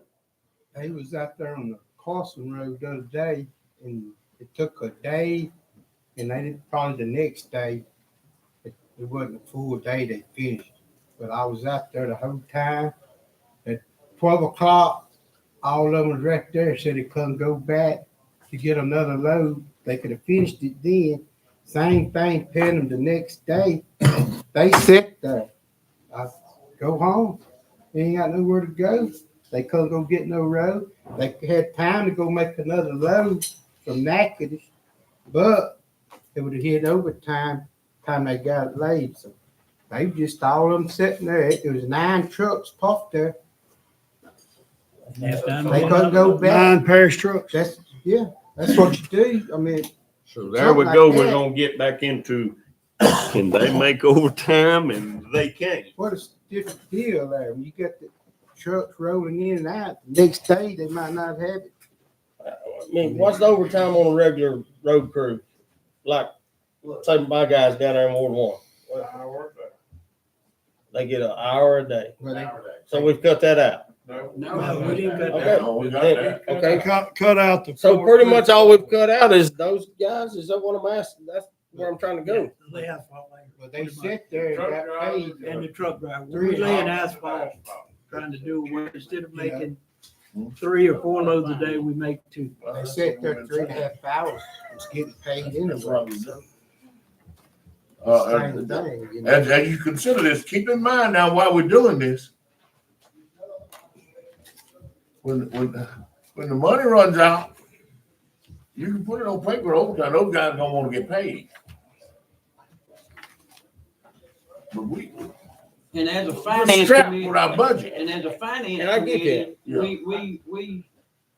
we want to see the project. I mean, everybody sitting at this table right here wants to get their project done. Yeah. But when it comes to time when you have to cut back and do some managing, but then where you see, you could say, We all have say to do this that. job right here, say if they could have finished it that day, you know, something like that, go finish it to save you from coming back the next day. But if you're on and I expressed this to Can't do it every day. No, if you're working on a job and you're doing 3 miles of road, just go ahead and work your days until you get to the end. Don't try to do 3 miles of road in one day to get all, in other words, in a short time. Spread it out. I mean, I know that, you know, it's gonna, it'll help cut some of the days, but I would rather pay that man a straight 8-hour day than pay him 8 hours of overtime. Well, I understand that. And that's the part we get to. Correct? That's it. Yep. And that's what we're considering the finance committee. That's why we recommended all the overtime out. Our salaries are enormous. Most of y'all know a number, and they're not going down any, you know. But our revenue is bad. And I get that. I'm a big stickler on you make hay when the sun's shining. I agree. You know what I'm saying? And I mean, we're gonna have these times where these guys ain't getting to do a whole lot of work like that. And That's I'll say this, our asphalt crew, when there are days that we're not laying, the shoes broke down, it's raining, they go home. Most of the guys go home, so they're not even making their 8-hour days. They might take a day of vacation, you know? So on days like this, you and I were together when we rode on Carson Road, you know, on days like that, you know, my thought is, I would rather, if we had, you know, at noon, they drop their load, and they had time to go catch another load, but they might put them an hour and a half overtime that day. I would rather that truck go back to me and go back and catch another load and have an hour and a half overtime than to have to stop right then, redirect and say, okay, well, what are we gonna do now? Well, that truck then go and haul the rock, right? And for the rest of the day, because then his bed's gonna be contaminated. He's gonna have to, you know, he's gonna have to come back. He's gonna haul asphalt the next day. If he hauls a little flex base on top of asphalt in that truck, he's gonna have issues the next day. So, you know, I'm just looking for. So who's making that decision though, for him to go back and get that hour and a half instead of hauling rock? That's hard. Who's making that decision? That's the thing. Well, it'd be a conversation between me and our asphalt foreman. Yeah. But you see where we're at. We've got I to do, watch but our. I'm asking y'all just say what to do because I want to know what the jury wants us to do. As we stated before, that wherever you see we can save on anything, now's the time to do it. I understand that, but I'm asking the jury, do you want us to cut overtime completely? Or do you want us just to be very aware and choose our overtime very wisely? Because I think we do that. I'm just looking for some direction. But that's not working, so you're gonna have to cut off overtime out. So that's what the jury wants.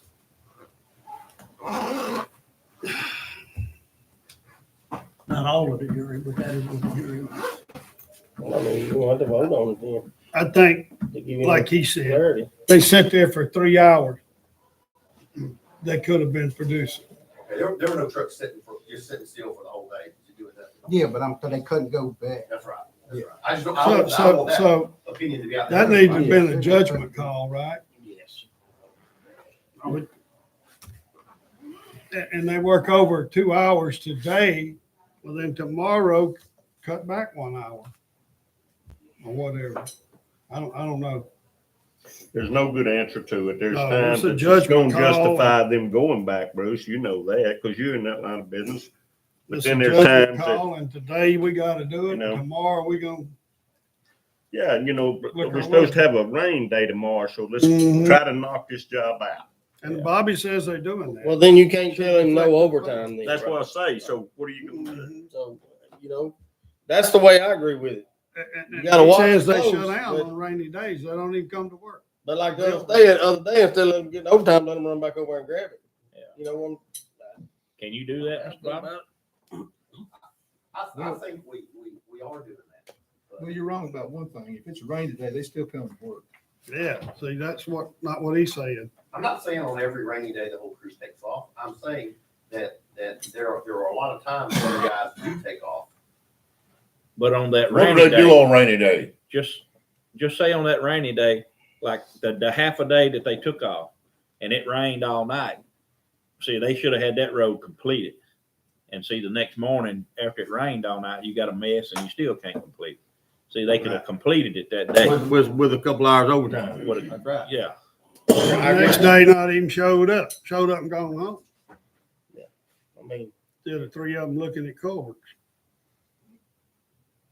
I don't know if y'all went out there and watched you and them, but them does work. They getting the job done. I got Oh, it's no doubt, it's no doubt that they're doing the work. I mean, they do a great job, you know, and like I said, all we were expressing is wherever we could save, let's save. They doing So- a great so job give him because they some know they're clarity. gonna get paid. Yeah. You You know? start running out of that pay, I guarantee. Oh, I understand that. I understand that. Ain't nobody gonna work and get paid. Yeah, I guarantee Sounds you, to me. ain't gonna get nothing. Yeah. But the thing I is, got it's not just that crew of laydown. You're also involving overtime for all the drivers. So then it starts going up. That's And what I get what, eats up. I mean, I understand what y'all are saying, but we just gotta give Bobby some clarity of how to That's do it. I agree. But yeah, I mean, I'd do that. But on that day, like you said, the trucking, they could have got theirs without the overtime. But the laydown crew would have had to maybe work an hour, hour and a half to get it all laid.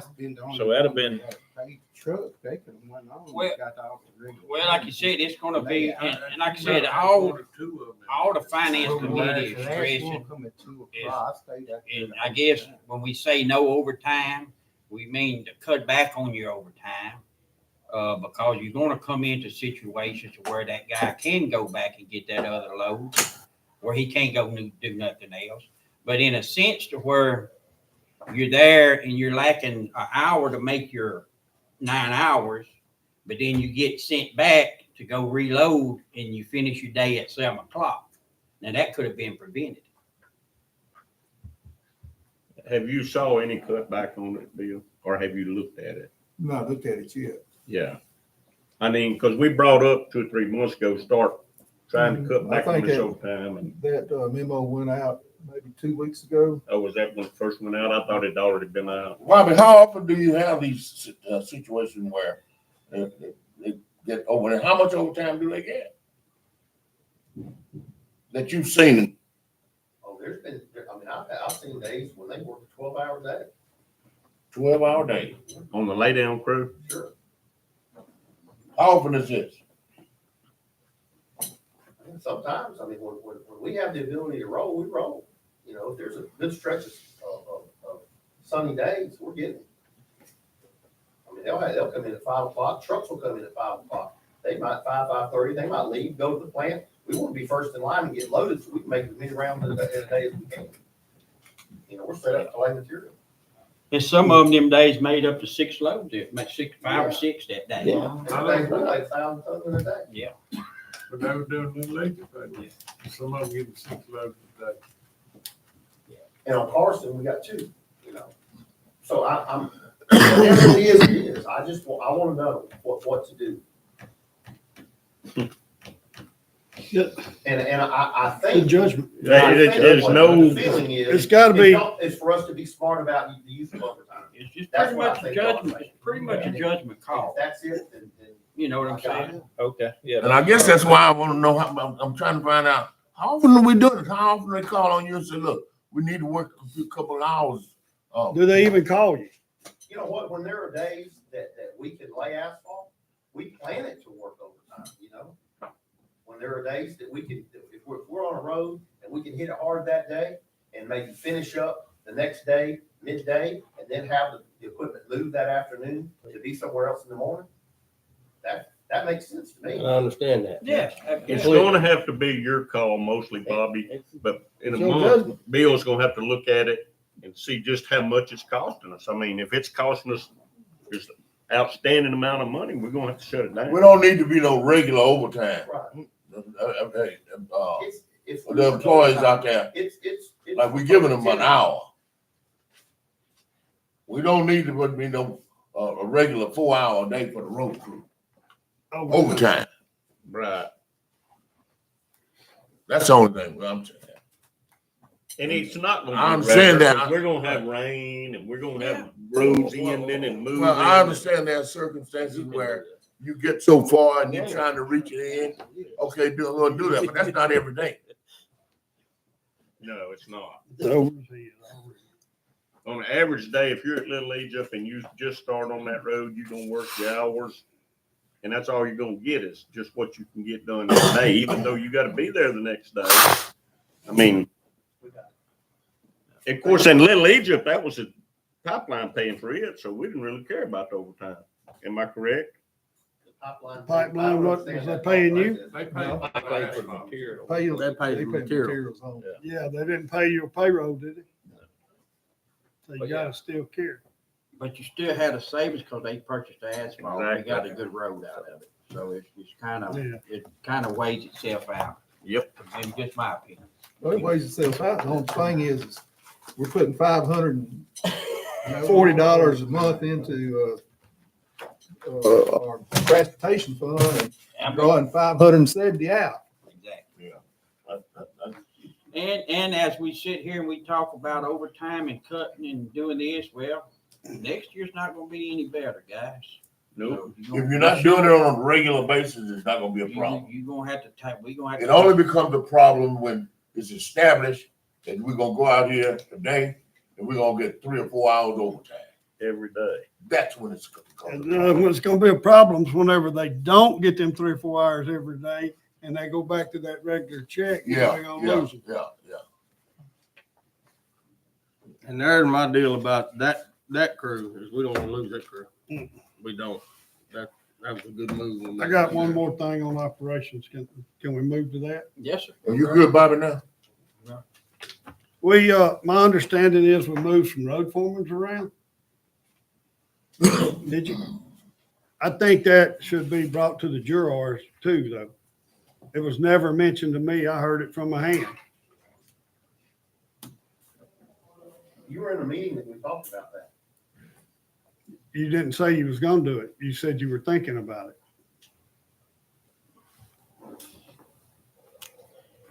So, well, positions, we can't say names, we can say positions. Okay, so you took the attention that we talked about, was you gonna use, I'm gonna say Ford's foreman and move him somewhere else? Can we simplify this? And I'm sorry. Yeah, go ahead, however you want to. Just update me on what. First of all, I'd like clarity then. Let's go back a couple of years. Did or did not the jury give myself and Bill the responsibility of our employees? That's your responsibility by law. Okay. What is this conversation about? I'm just being nosy. The jurymen don't know who the road foreman is. I was in a meeting when we talked about this. I was in a meeting with you, and we had this conversation. I don't know how you don't know about it. Yeah, we needed a pug mill operator. And that's why the move, that's what initiated the move. Yeah. As I understood it. Was that the move? I think I was at the Was meeting. that the move that was made? I understand that my road foreman went down to your district and your road foreman come to my district. But And who went to the pug mill? But you're wrong. Your foreman went to. I'm gonna let Bobby tell you where he put his people. I think he's responsible and I don't care how he moved it. Would you care to share that change? Yeah, we made some changes in the house Okay. to where, we moved some foremen around. Do you all wanna know what our move was? Yeah. We moved, Award 2 foreman to Award 4. Award 4 foreman to our asphalt, I'm sorry, to our parish-wide foreman position. And our parish-wide foreman, we moved him to Award 2 and 3. So that was, everybody kind of swapped. Just why? It was just better for this change. It was better for, does it make sense? You want your road foreman moved and you not know it?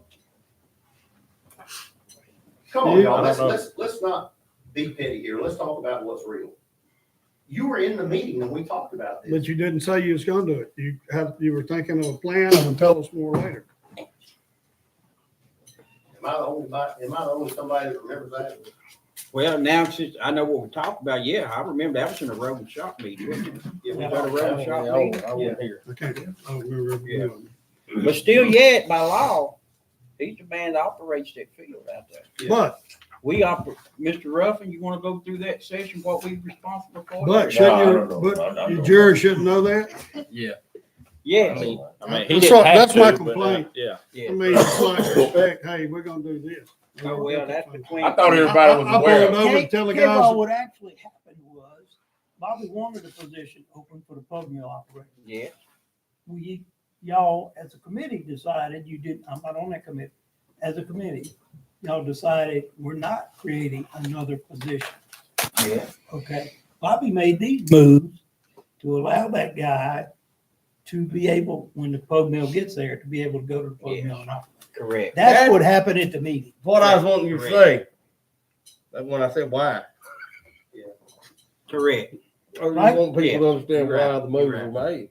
But yeah, I agree, Bruce. I mean, if Yeah. you thought you wasn't no clarity to it, I mean, yeah, I mean, it should have been.